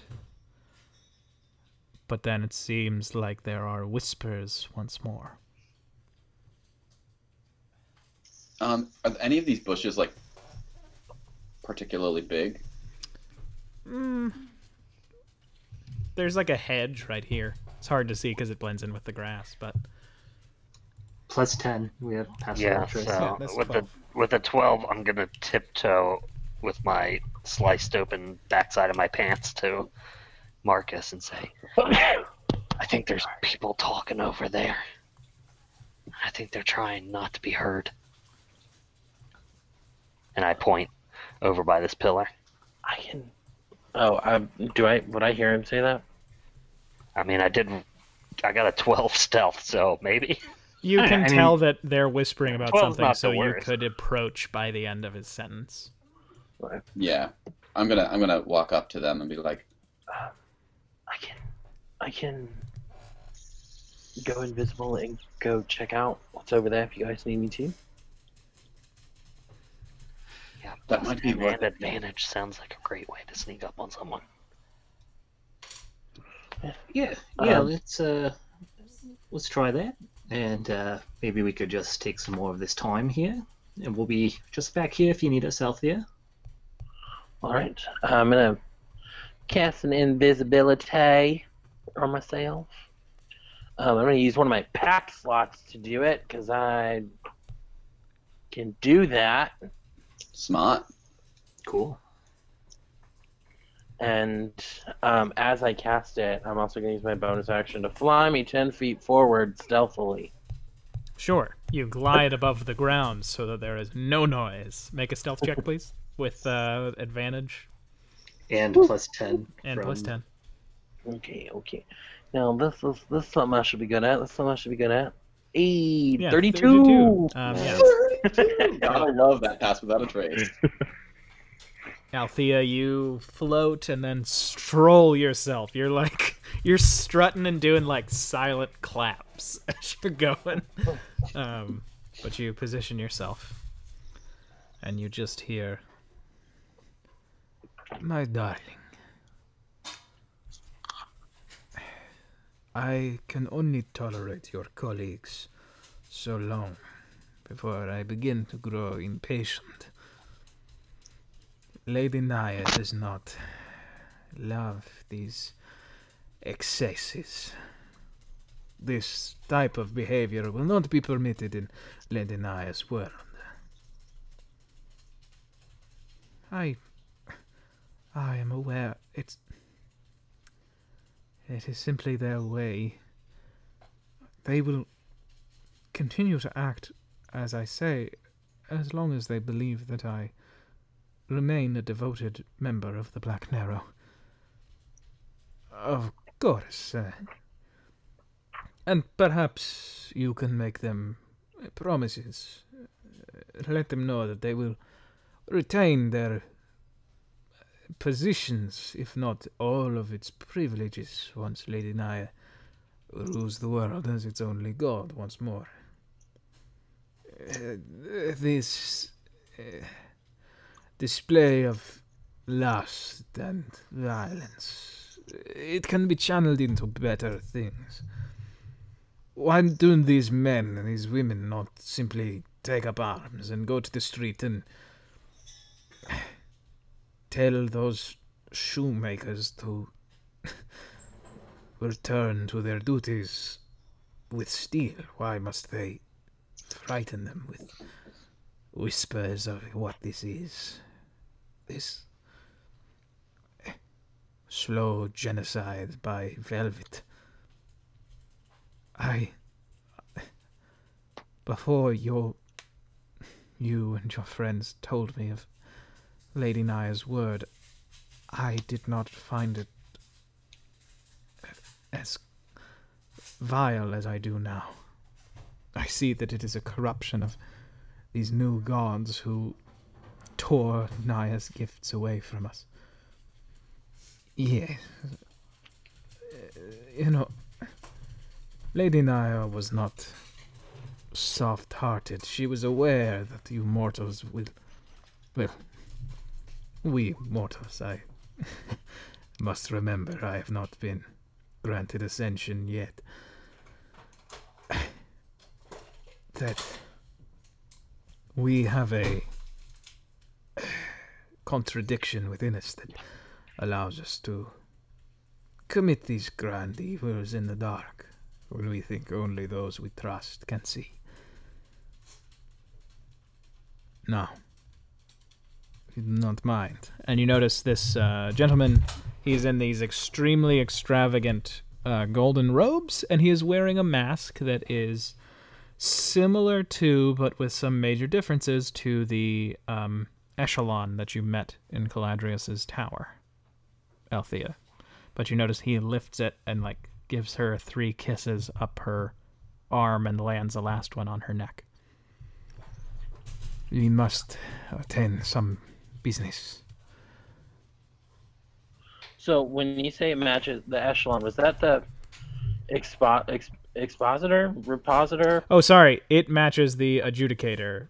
Adjudicator. Okay. Echelon is what he is. Sorry. There's a lot of words for my second secret society that is running alongside this secret society. Not to mention all the secret societies in each country that you've planned out. Yep.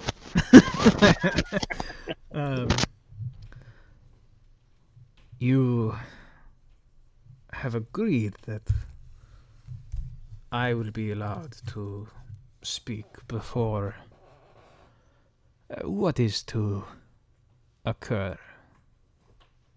But perhaps I will not speak. Perhaps it will be you. And she kind of steps back. I have been speaking with the echelons. We believe that there is a power in raising you to the level of adjudicator. Publicly. You will not fight with weapons or the arcane, but with your words. And when your people have ensured that the Emperor's army puts down the uprising in Javenna, I think that you should speak. That you should offer the plebeian class vengeance. Not I, but you. One of the people who will kill so many of their brothers and sisters will tell them that there is a way to get revenge. And they will listen. Because simply by saying it, you will have ostracized yourself from every member of your order, your lived status. Do you agree? She kind of just gulps and nods. Very good. Very good. We shall have more servants of Lady Naya. Quicker than Antonio could manage, yeah? And I was wondering, this is another personal project of mine. I have been meeting with the Ryoth.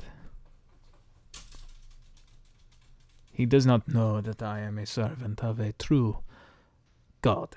He thinks that I am a follower of his light father. I believe I can...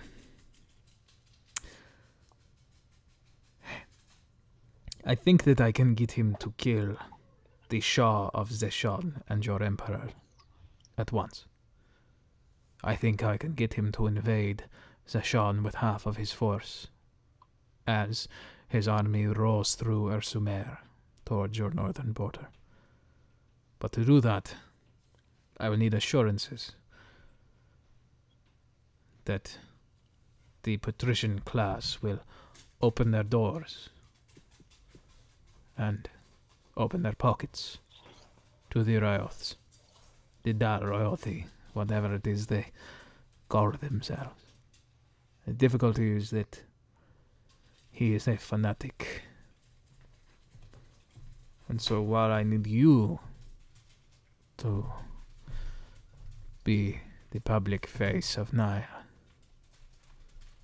I need you to try and get those, and he indicates with his head, those in there to know that war is coming and believe that the only way that they will survive is to pretend to convert.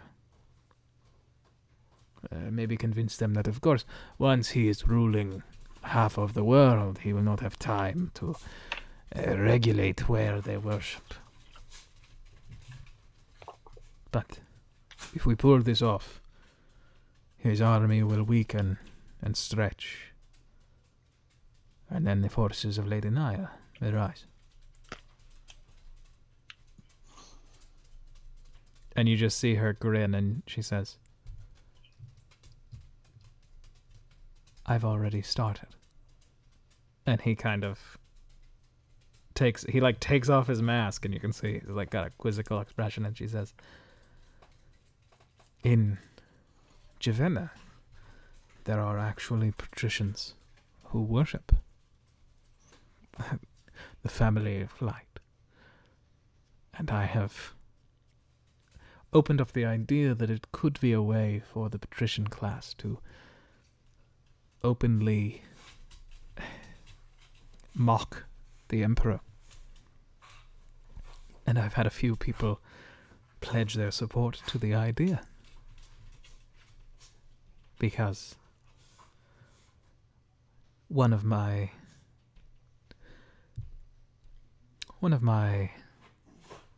little companions watched you as you spoke to the Ryoth. And he smiles and kisses her, and she presses him up against the pillar, and they just start making out in the garden. I'm just gonna stand there. Okay. There's a lot of heavy breathing that's coming from Althea Sterling. I'm gonna. Well, I want to wait to see if he's gonna walk away. Yeah, Althea is like, so hey, would you eat his ass if he asked you? Disembodied voice asking that. Yeah, they make out for a bit, and then he Would you be turns interested in pegging? It's Naya asking about their dedication. and he walks up these steps into another portion of the mansion. Yeah, I was gonna say, while that was all going on, I was curious what was up here. Yeah, it seems like it is like actually the mansion, like not grimdark architecture, just regular rooms. Oh boy, that conversation lasted just in time for your mage armor to wear off. All right, well, I had a lot of information. 8 hours. Okay, Speaking of mage armor, I'm gonna cast that on myself. Just. I just want to make sure I got every point down. So he was in exquisite golden robes. He matched the adjudicator. They're obviously a couple. He was supposed to speak before, I'm assuming the cannibal party happens. No, he said after the uprising in Javenna. After the uprising is put down in Javenna. Then he's supposed to speak, but I thought he was saying he was supposed to speak tonight. No. Okay.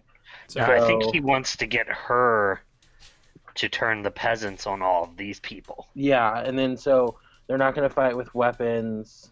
They're going to fight with words, and he wants to put the fight in Javenna to rest, and then he wants to turn the plebeians against the Black Narrow Society, but not just that, and say that it's like Lady Naya is here, she showed me the way, so he's like going to use this knowledge to manipulate these people to join the forces of Lady Naya.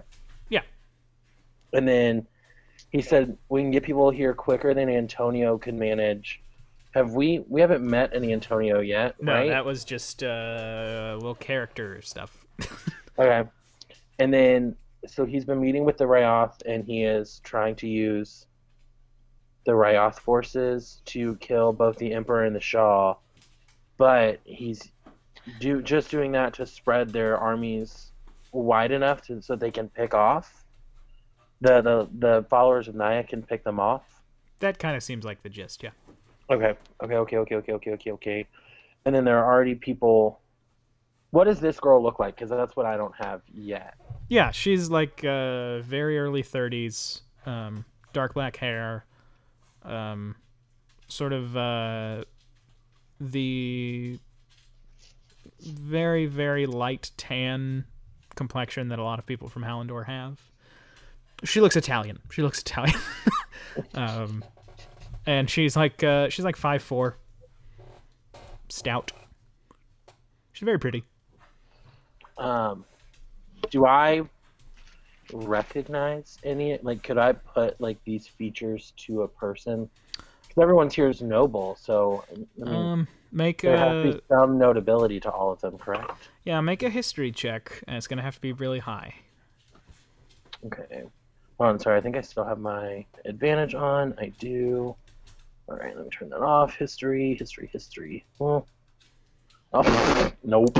No, she doesn't really stand out to you.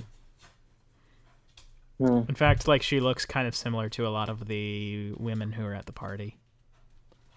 Like, her dress is not as nice as some of the pieces of clothing that you had seen inside.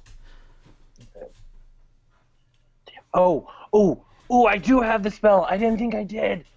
Oh shit, but I'm invisible, and if I cast a cantrip, but it's not like an attack cantrip, will that make my invisibility go away? So, invisibility is a concentration spell. So, any spell that requires concentration, that's what breaks it. Okay, no, it's just a cantrip. But does it require concentration? It says the spell ends for a target that attacks or casts a spell. That's right. Okay, yeah, so it would. But if it's a cantrip, does that count? A cantrip is a spell, though.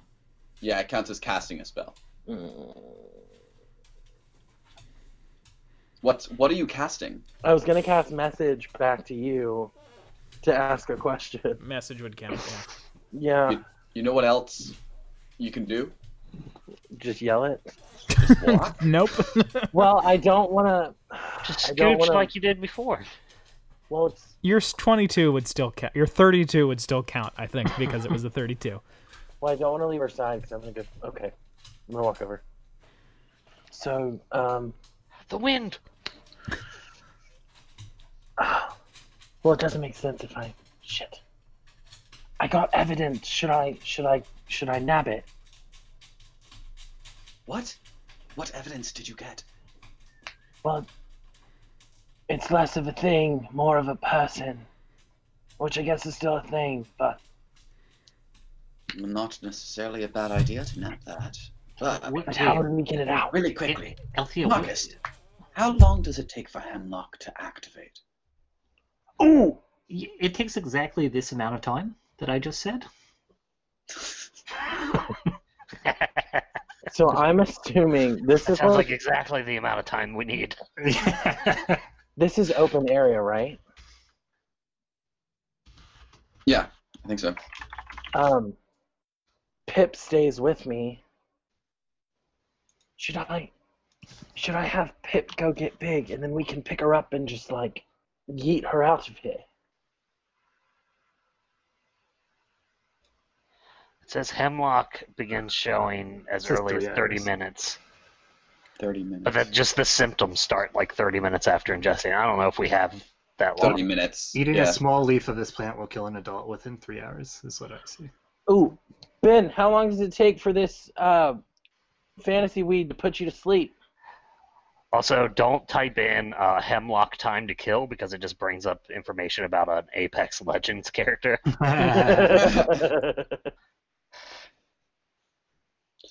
What I'm thinking. Might be muted Ben then? left. No, Ben left. I forgot. Because if we have this stuff that makes you sleepy, we could knock her out. I could have Pip get big. Have you explained any of this situation to us? Nope. What's Okay. that? Very time sensitive. So so I'm not going to be able to give you any good advice. So, All right, here's the rundown. One of the Naya people are here, the Gold Mask people. They're here.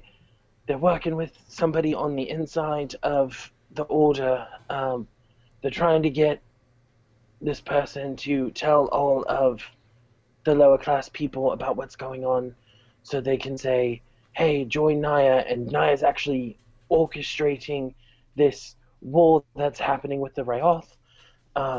She's having her followers convince the Dalrayothi person, leader, to send his troops to kill both our emperor and the Shah of Jashan, so that the Rayoth forces are spread out, and then Naya's forces are going to take over.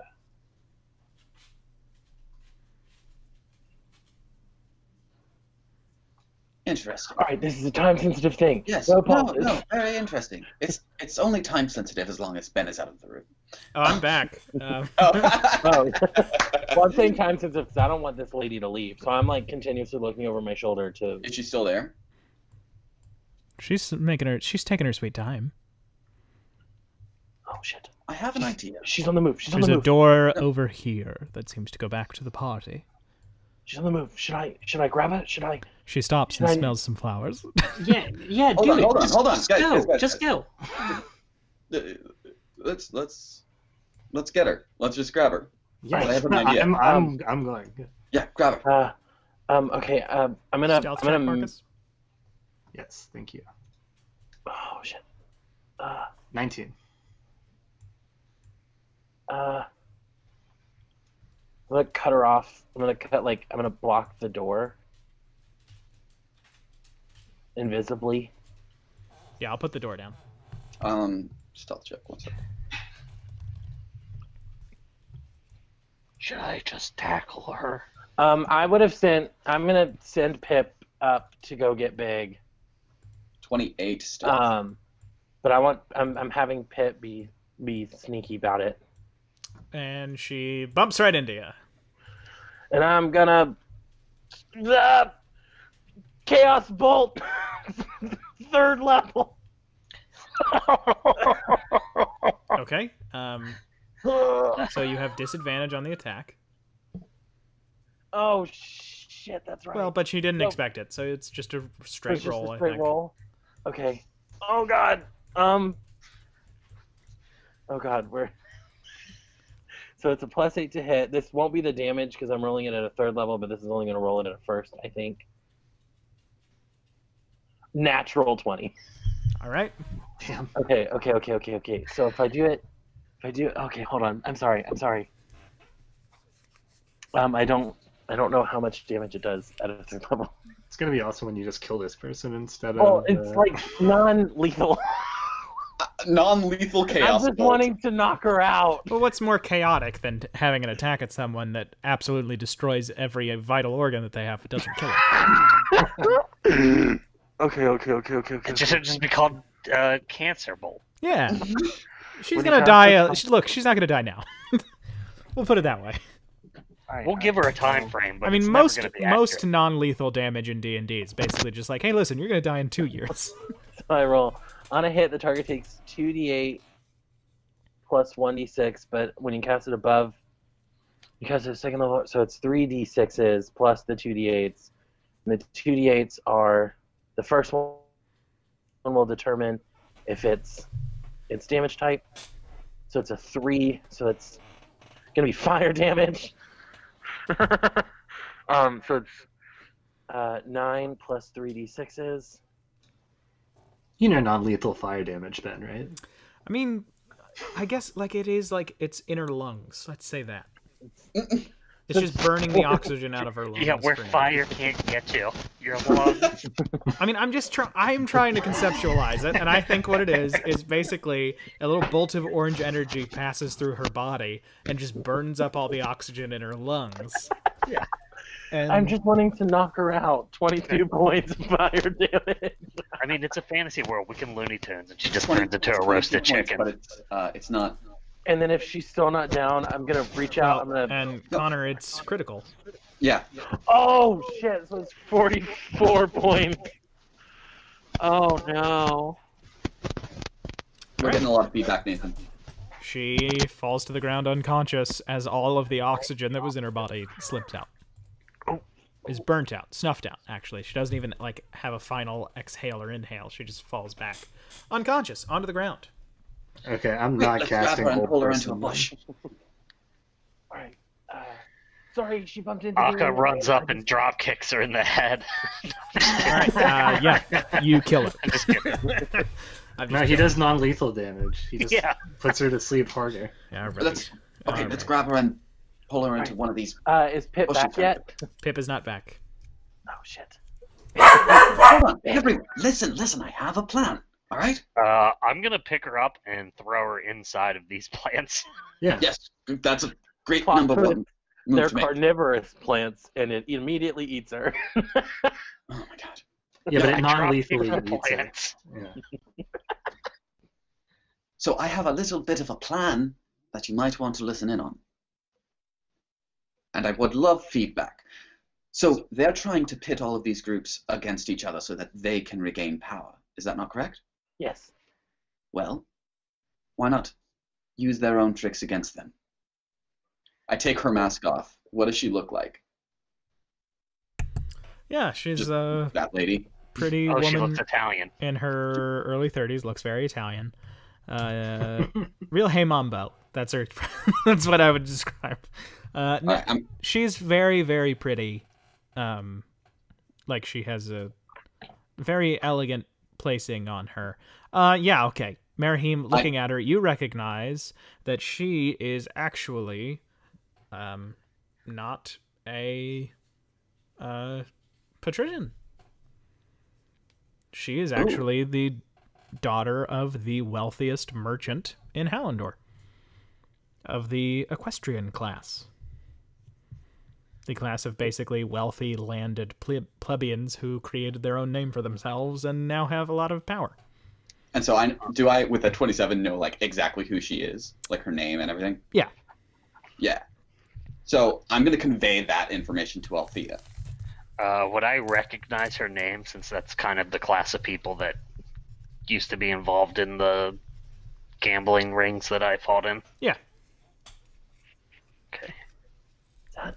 So Do I get to know anything, Ben? She looks really Italian. That's what Marcus You know said. what? You know what plant we threw her in? Yeah. That's a good point. So Here is my idea. You threw in poison ivy. Oh no. Why don't you, Althea? It's not that bad if you just don't itch. Akka, please, I'm trying. This is time sensitive. Why don't you, Althea, since you've heard their entire conversation, go ahead and make yourself look exactly like her, and then go and reveal what the Adjudicator's trying to do. That's true. Tell these folks that the followers of Naya are trying to out them and betray them, and then turn those two groups against each other. Let them warn. But the thing is I don't know if they even know who the people of Naya are. They're using her as their way into their group.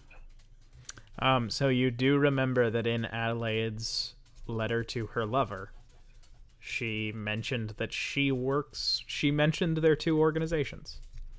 Oh, she did? Okay, cool. Yeah, that could work. But then, I mean, that just leaves the issue of, I mean, this is kind of a moral dilemma for me here. Well, on the one hand, they wanted to tell the plebeians about it. And if we let them know and they turn against the rich people, I mean, honestly, I'm not against that. But I don't want them to think that it's the people of Naya who are giving them this freedom. Oh, yes. Well, this is another part of the puzzle, is it not? Why not just follow the Nayan proposal? We know who she is. And, Marcus, is there any chance that you can make this woman particularly small? Yeah, nah. You don't have polymorph? Just because I'm small doesn't mean I can make other people small. Do you know polymorph, my friend? No. It's like leprosy. If you get too close to him, you shrink. Akka used to be huge. Do we have any spells? Can everyone check their spell list and see if there's any way that we can sneak her out of here? Right. Oh, Daniel, wait, yeah. that's you and me look at Akka's spell list. Well, no. She's calling Pip. Yeah, I called Pip. Pip should be here any minute to pick her up. So the and take her birds- out. No. Don't have Pip come back. Let's be very clear here. This is a very well-watched event. Do we really think that Pip will be able to sneak in unnoticed? As a giant bird? Yeah, sure. If I let out I Barbara. point up at the open sky. Yes, and you think that this event with cannibalism doesn't have security guards that would notice a giant hummingbird? No, and I pull out my new scorpion that I have in a small terrarium, and I say, I could make Barbara here really big, and then send her out, and all of their guards would try to deal with Barbara, and Pip might not have a lot of eyes on her. A bit of a distraction. All right, that's an option. I mean, I could cast invisibility again at a higher level. What if you cast invisibility on her, and then we just carried her out? Yeah, I wouldn't be able to cast another spell. You wouldn't need to. Wait, can I do it on... Oh, I don't have to do it on myself. I'm gonna... Yeah. Is she waking up after all that No, damage? you all notice that one of the servants has run out into the garden, and he is pulling time off, and he looks over at you all and says, I thought you were getting time. Please, we need it. Just run in and stuff it into the pigs. Oh, yes. Please. Right. And he just turns around Yeah. and runs. All right, I'm gonna... I'm gonna cast invisibility on her. Oh, Guys, wait, that no. torch I'm is gonna gonna mask. taste terrible with this much time on it. Yeah, Right. I was thinking that maybe we could just put the hemlock in. Before I cast, Oh yeah. Yeah, that's a great idea. Let's put the hemlock in. So I'm gonna pick some of this hemlock, Ben, and then I'm gonna pick some time. That's Oh, and I'll hand off some hemlock to Akka and be like, "This is the hemlock. Make sure that you follow Marcus's idea. That's a great idea. Mix the two together." Oh, okay. I'm gonna take the hemlock and some time and just smash them together in my palms. It looks like a lot of time. And then I'll go over to Althea. So you should go and disguise yourself as her. okay, I'm gonna take her mask, Mhm. and I'm gonna mask many faces into her put on the mask, and then I'm gonna cast invisibility on her. I think what that looks like to Marahim is basically Althea like raises the mask to cover her nose and eyes, and like her hand covers the bottom half of her face, and when you remove it, your lower face just looks like the woman's. Mm-hmm. And your outfit too, right? And you're smaller, and your outfit looks like that. Damn, that's one Italian chin. Oh, those Italian chins. And I'll That's my favorite four-man singing group from the 50s. All right. So, you should go and you should warn our host about what you heard them discussing. Start turning them against each other while the rest of us stuff hemlock and thyme into the mouths of the pigs. They'll assume that it was a Brotherhood of Naya attack on this organization when all of their members stop dying of poison. Oh, okay. Yes, sounds like a plan. Let me go find her. Is she like well hid in this bush? She's pretty well hid. Oh yeah, Aka, you were the one who shoved her in there. Can you make a survival check? Sure. And I'll be honest, like if you want me to just take a natural 0, because my whole idea was just like, whoop, and just like Actually, give her a little toss hold into the on. center of it. What's your survival check? What's your survival? Nope. Aka fucking crushed it. He tossed her in, and she perfectly fell between those leaves. Oh my god. Okay, I was gonna use a portent, but fucking glad I didn't. Shit. All right, and now Marcus and Aka, you all run into the kitchen. And I'm gonna join them. I If they start ask why it grabbing took so long, Campbell we'll just as tell well. them because I split my pants and we were dealing with that. Oh yeah, and before we go in, maybe just put the shirt back on real quick. Yes. I'm gonna Oh, tie yeah. her up in the bush. Okay. And gag her, I hope. Yeah. Oh yeah. All right, we got the time. Just Yes, put it yes. in that Just put it in. Yeah, well, I'm shoving that pig on the hemlock and thyme staircase in. over there. There, yeah. There is like a pig every 5 feet. Like there's a lot of pigs. I'm shoving the hemlock and We thyme put it in the mouth, right? Sure. Yeah. All of you make a sleight of thank hand God. check with pass without a trace, giving you a bonus. Okay. Make a what? But it's just going to be a 5. So make a sleight of hand check plus 5. 13, 13. 21. Ben, not to beg, but do we get an additional bonus because it's mixed in with time as well? All right. Yeah. Okay. Make those rolls with advantage. So Marcus's was a 26. 16 for Aka. And still 13 for Marahim. I'm gonna use my portent to give whoever checks the pig a 6 on their dice roll for inspecting it. Yeah, and this guy checks one of the ones that you were looking at, and he's like, "What are you?" Oh, it's just time. Okay, sorry. I thought Yeah, you. sorry. We were in a rush. so Yeah, we got- don't mess. And he leans forward and says, "Listen, I love experimenting in the kitchen, but we do not mess with his recipes when he's around. You understand?" Of course. Yes, of course. And then Aka bends over and goes, "Sorry, I ripped my pants." I've been saying it. I don't know why that was so good. I've been saying Aka's SpongeBob for weeks now. Yeah, and then I'm just gonna go find Lady Adelaide Okay. after I tie her up. Yep, and let me take you back to the dining room.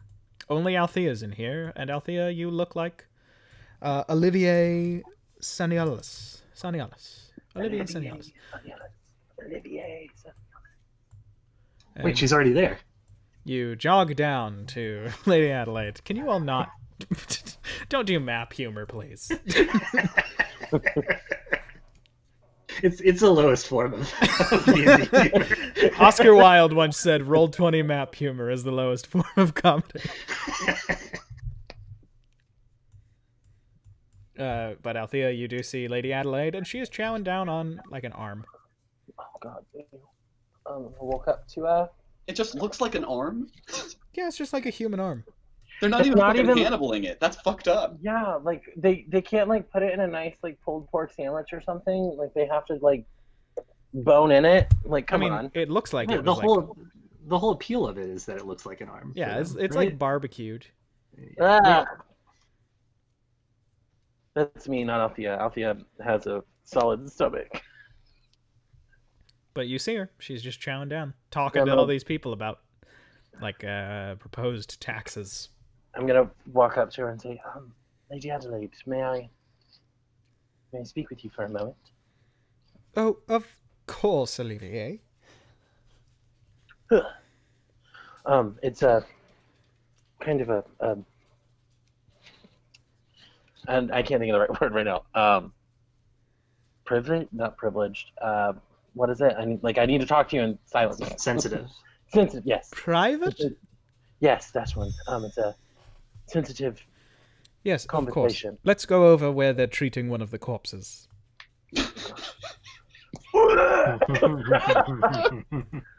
I quietly clenched my fist. So, listen. You know how the organization of Naya, they've been helping us out, right? Oh, yes, I've been meaning to find my darling, but I haven't seen him yet. Oh, that's odd. Wasn't he invited tonight? He was. He likes to be fashionably late, and will be going for much longer, of course, so... Oh, of course. But anyway, I was just informed. They are trying to flip me to their side, and they want me to out what you're doing to the plebeians so that they'll turn against you. They will rise up and fight you. What? They don't want to help us. They are disgusted with what we are doing, which is insane to me because it's a perfectly wonderful tradition that we have. Yes, it's perfectly wonderful. So you mean to say that they are going to betray us? Yes. They said once we... How do they know about our plans in Givenna? I didn't say anything about our plans in Givenna. But you mentioned putting after our business with the plebeians. That is the most... No, I was talking about this practice right here. Oh. They want to out this to everyone so they will turn against us. Well... Right now they just think it's rumors and whispers. We can't have that, can we? We cannot. I wanted to make sure that I came and told you extremely quickly, milady. Of course. Well, And I'll give her a little curtsy. yes, thank you. I will be maintaining a relationship with my lover and some of the other contacts that I speak to, but we will begin to make things difficult for their little church service. Don't tell anyone else. Everything else at this party is going to seem like business as usual. But thank you. As you wish, milady. She walks back and starts munching on some arm. Fuck, I don't know what to do now. Shit. You're a spy. I know. Althea would know what to do. There's a corpse right there. You better start chomping down. Oh god, I feel like I'd have to. Oh, It would be rude. It would be rude not to. Does anybody have dibs on this finger?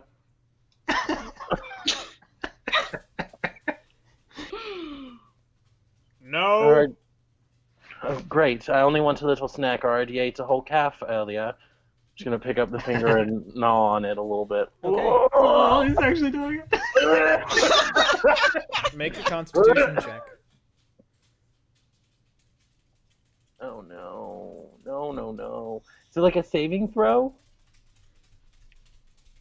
Yeah. Sorry, constitution saving throw. Oh. 11. Okay, yeah, you start to feel like you're about to vomit, and a few people watch as you go pale and your stomach starts to turn. Oh. Oh man, I have really bad diarrhea. I'll be back. And you hear, "Girl can't handle her calves," and then everybody laughs. It's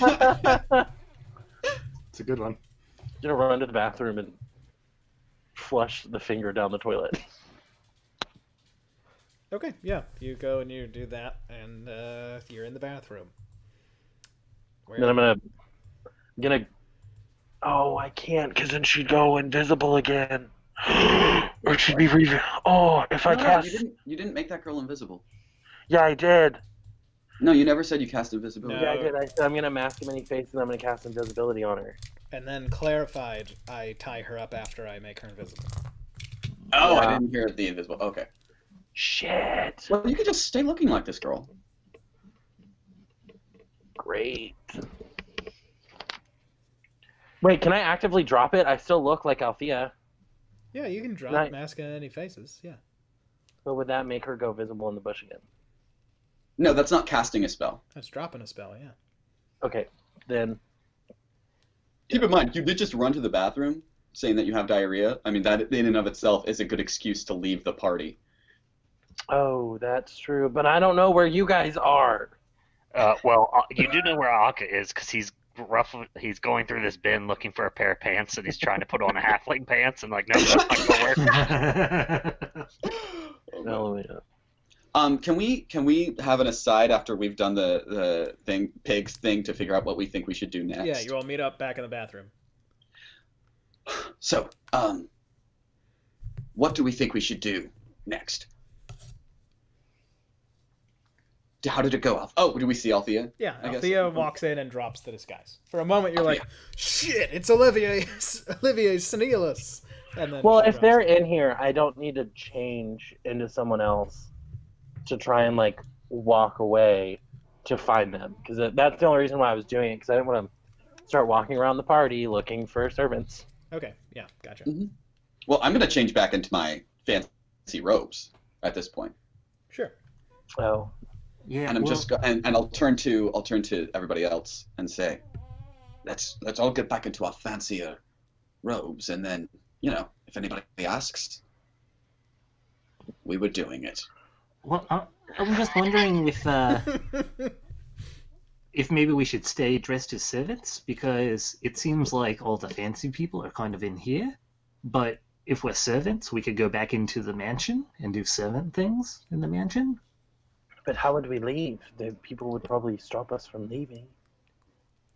Well, we don't need to leave very quietly, I don't think. We should leave. Anyways, all these Probably. mansions have like dungeons and stuff that we could get out of too. Like, How are probably we into gonna the sewers. get Lady Olivier out? I thought you made her invisible. Why? We Again, did, but like, don't we have a plan where Marcus can distract everybody with the scorpion, and then we all can airlift out like we did in the Wizard's Tower? It's a great idea. Barbara Yeah. wants out. I've noticed that. I just see it like jabbing the glass with its tail. And it's always like, the tail is always pointed at wherever Marahim is. Yeah. Wow. Okay. I also love is that there- not only did you come into this party With wearing stilts, but with a stilts, scorpion. holding a scorpion in an aquarium. Yeah, of course. I imagine it Oh like my one of those God. little, mostly plastic, like hermit crab terrarium. Yeah, size that's things. exactly what I'm imagining too. Yeah. It's like attached to his hip. Right. I have a question about the Naya people. Is there like a specific way they tend to kill people, or like leave the bodies of people they've betrayed that have betrayed them, or anything that we've seen in our encounters? You don't know. You have the only dead bodies that have come around from encounters when you were dealing with them were spritlings that were just kind Okay. of broken, and then their bodies when you all killed them. I don't know what you're trying to get, but you need to cool it. That was me to my dog. Sorry. Yeah. It was You say trying that to you get out, really- Barbara. we're trying to get out of this damn party, Ben. You all have a whole bunch of spells and a whole bunch of abilities. Yeah, we have all sorts of plans. Yeah, all right. So, I'm gonna open Do up. we feel like we have enough? Is there like anyone else that we want to get information on? Didn't somebody say that the Emperor comes to this party? Yeah, I just kind of think that we should check out the house because there's like papers and things in the house, and probably like, I don't know, like a guest list or something. Yeah, we could go upstairs and They sent spit out in all their invitations. socks. Yeah, we could Whose spit in their mansion is socks. this? Do we know whose mansion this is? It's Adelaide's. Yeah, it's Lady Adelaide. Adelaide's. So that guy was running around her house, running around her mansion. Mm-hmm. I think that we should check out the mansion. That might just Yeah. be me. Although if we that's do your need to do vibe. something with Olivier. I know that some of us here are not particularly fond of such a. No, but we need her alive. We need her to not be found dead at the very least. Oh, you know what? I just realized. It's actually not that strange to carry a tied-up woman around in a place like this.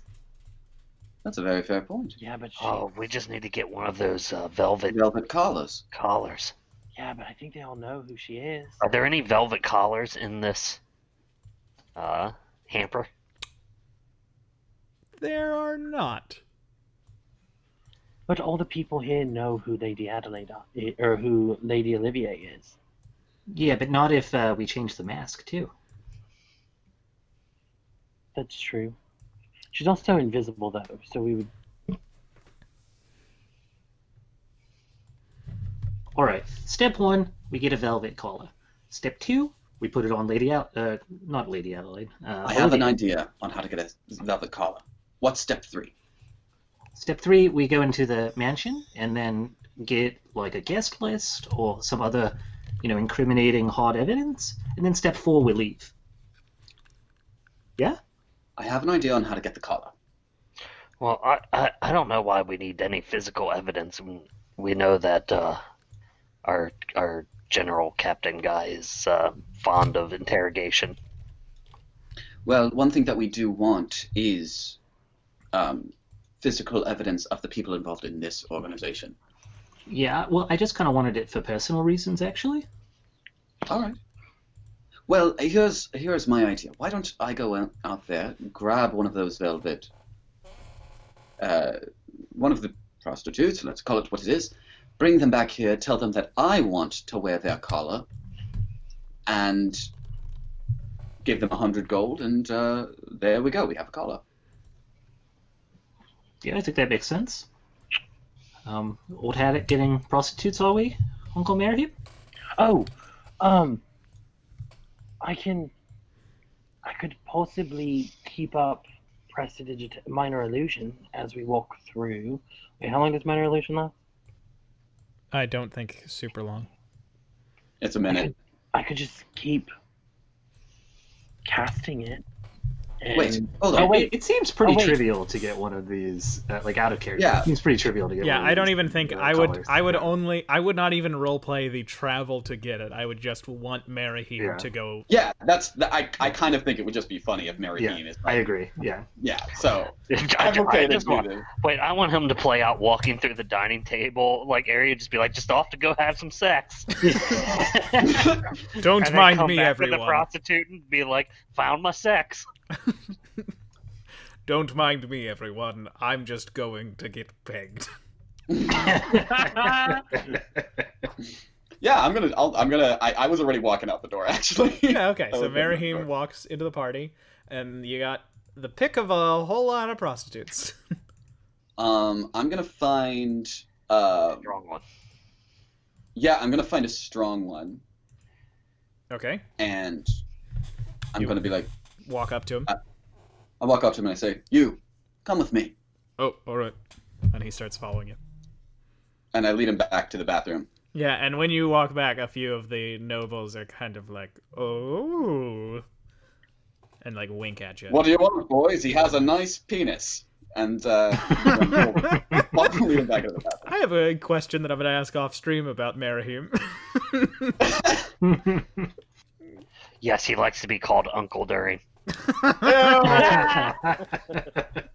Just if Merihim has ever even just been around sex before tonight. But Merahim, you lead the prostitute into the restroom. Yeah. Okay. Well, Hello. Hi. there's one small thing that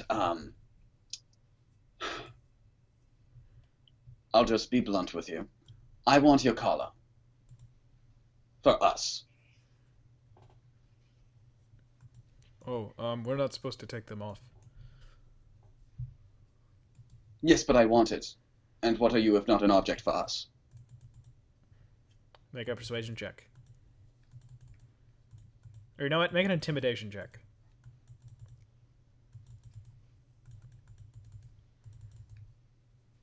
Six. I don't believe that you're a regular.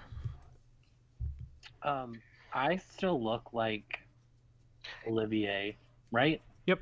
Never dropped it. My guest here asked you, gave you an order. Alright, you make a persuasion check with advantage from the intimidation check. Okie.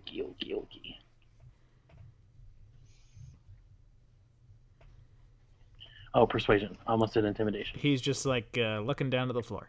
22. Yeah, he just takes it off and gives it to Merahim. Thank you. And I'm going to put it on myself and say, all right then. Why don't you wait in the stall? We don't need you anymore. I'm gonna pop in the stall real quick and be like, sorry if this is annoying to you, and I'm gonna give him 200 gold. His eyes light up and he says, "Thank you." And what was that other? What was Lady Adelaide's boyfriend's name? Palgius? If anyone asks, Palgius sent you. Okay. For 200 gold, anybody's on me.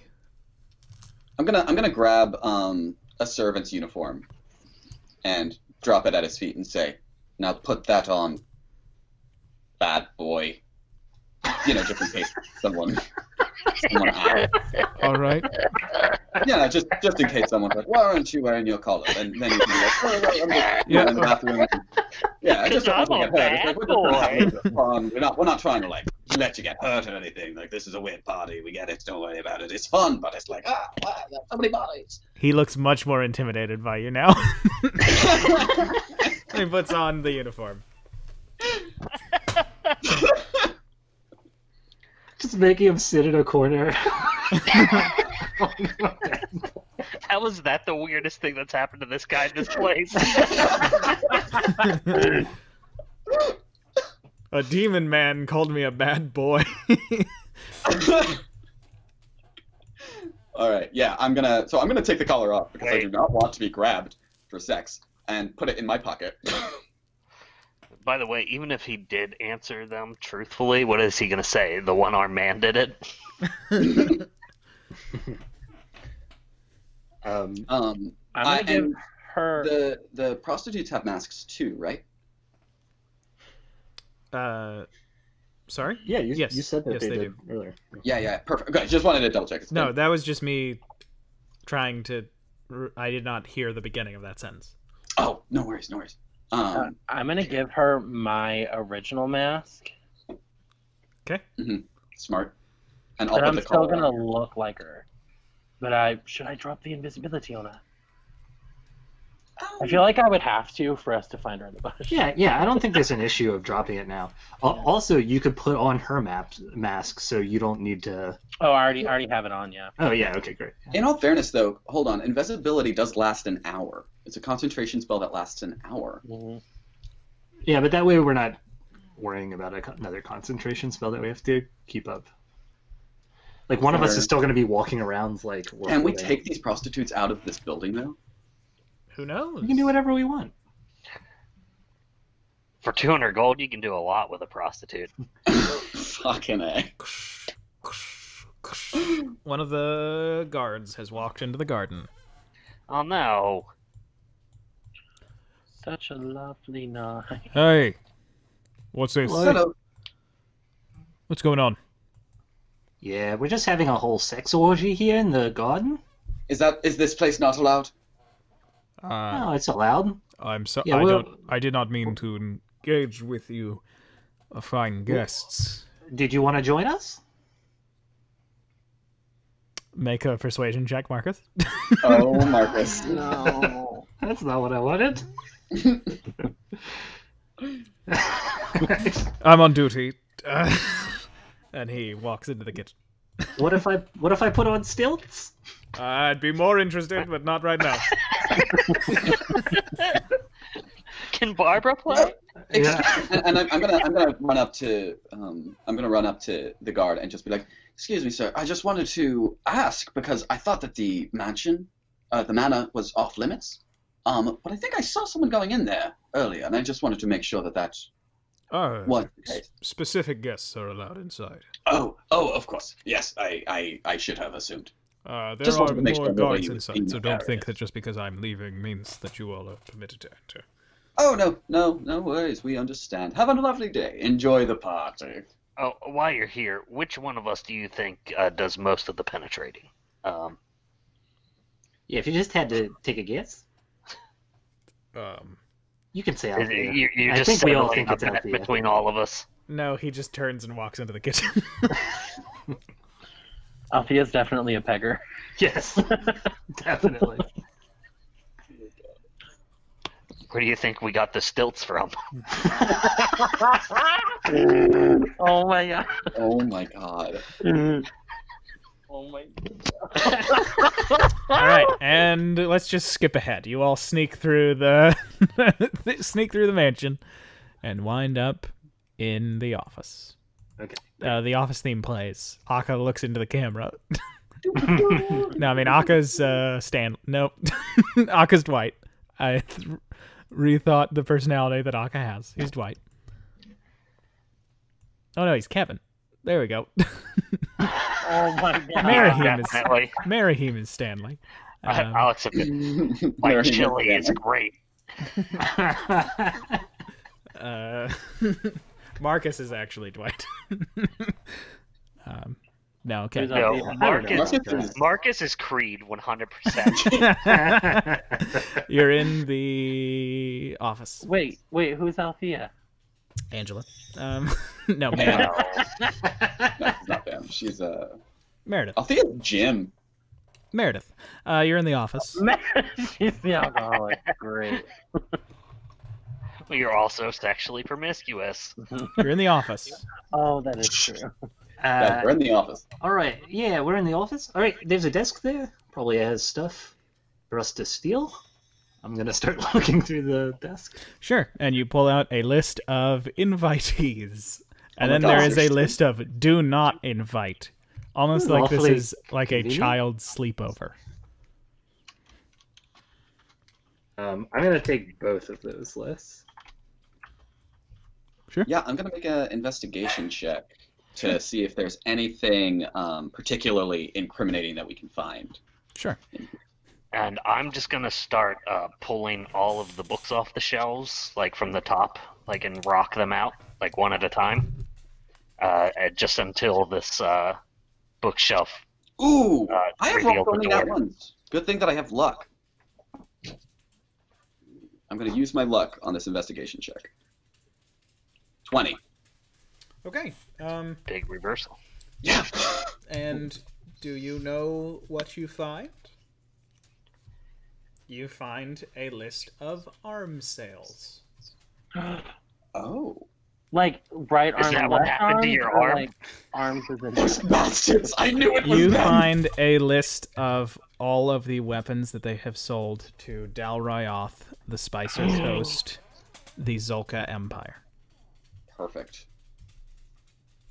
And you find that they have been sending the Black Narrow Society, like it is stamped with the logo that is on that coin that you got, basically, have actually been sending like raw iron to Dal Ryoth for a while. And that they have been circumnavigating the trade agreements that Shuhan, Hallandor, and Zashan have. Circumventing. I always get those two words crossed. Very interesting material. Honestly, I feel like with these two things alone, we have what we need to get out of here. Yeah, definitely. We have our prostitute, right? You have Olivier, yeah. We have, Olivier, thank you. We have Olivier. I think the only thing that we need to do is get her out of the manor. Yeah, now we just need to leave. I agree. I think we just walk out the front door. Can we, like, toss her out a window? We want to get her out. Apparently, if we're aiming for the bushes, I'm really good at that.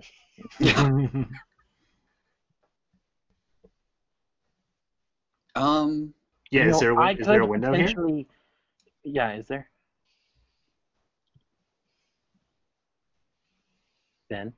Benjamin? I think Ben might have gone and done something, maybe. Excuse me. Well, here's an idea that we might be able to do. If you turn her invisible again, we can just walk out the front door. Yeah, but wouldn't it look weird if that we're like carrying something that's not there? I'm thinking. Toss her over Arca's shoulders. I could. I have that thing when my magic lets me fly a little bit. If I jump out the window and then right before I touch the ground, I like cast a spell of like, I don't know, something not that won't cause much damage. I could potentially just float us to safety. Yeah, actually, hey Ben, what are the walls made out of here? They're limestone. Okay. I'm just gonna walk up to this wall, and I'm gonna cast Stone Shape and make a door in front of us. Yep. Yeah. Perfect. And it leads out to the street behind this fancy mansion. Yep. Yeah, all right. Oh, thank God. I was about to actually do that. Marcus, wonderful. This was very clever thinking, and my spectral hand goes up to give him a high five. I'm really glad you thought of that, because my idea was going to be that we each grab a corner of the carpet and we use it as a parachute to jump down. Yeah, I'll give you a high five. I'll give you a high five back. I'll see that shit behind us. I could also, teleport myself, although it does make a loud boom. No, we're already out on the street. Yeah, we're just on the street. Let's hurry. Oh, so we're not up in the air. No. Oh, okay. We walk outside. Come on. And then I'm gonna cast Stone Shape as well to make it completely disappear. Yeah, nice. Yeah, the only thing is, it's actually a lot weirder to have a prostitute tied up outside of that party than it was inside. So maybe we should, deal with that. Oh yes, Althea, would you mind making her invisible? She is invisible. Oh, then wonderful, wunderbar. Let us go. Oh wait, no, I think I did. Did I make her uninvisible? I don't remember. No, I don't think you have yet. Okay. But you only have like 10 minutes left on it. So you have 10 minutes to hurry to your base, which is... Oh no, it's 11 minutes away! This also isn't the first time we've walked through the city with a prisoner on our shoulders. So. Yeah, tied up. So yeah, that's a good point. I'm actually gonna go ahead and cast... Ak, I assume, is carrying her. Yeah. Sure, I'll carry the load. Since it's 11 minutes away, if I cast haste on him, he'll just be able to get there in 5.5. I was joking. It's like an hour away. Yeah, no, I know. I just, I'll wait a few minutes and then recast invisibility. Oh yeah, actually, again, since we're out, I'm gonna just wild shape into an Allen, a giant flying rooster, and yeah, you could just put it on my back. Oh, I can't. I'll say that before I wild shape. She is a human being. Maybe we shouldn't call her an it, Marcus. Yeah, I don't know. that's a good point. The way that they treat. Well, I toss it on human the Big Allen's back. That is a good point. The way that they treat people. Yeah, no, toss it on your back. Fuck that bitch. He's a fucking monster. And that's where we'll end tonight's segment. With the party leaving the masquerade behind. If anybody Stilts Part 2, fuck that bitch. if anybody came in late, when we post to the VOD, I'm going to be posting 2 versions of it. One that is a normal video, and then one that is heavily edited down and maybe just has like me saying, this room was creepy in this way. And then cutting past some of the creepy stuff. Aaron, you're Wagner Ant, aren't you? Yeah. Genocide by Velvet is my asshole's name. Okay, but thank you all for watching. We'll see you next Monday with The Thorns. Excellent. And maybe All right. Wednesday playing something on the channel, just for funsies. Now that I know for sure, and I wrote down how you changed the game. Yeah. And Twitch will update it by next Monday. Bye, everybody. Perfect.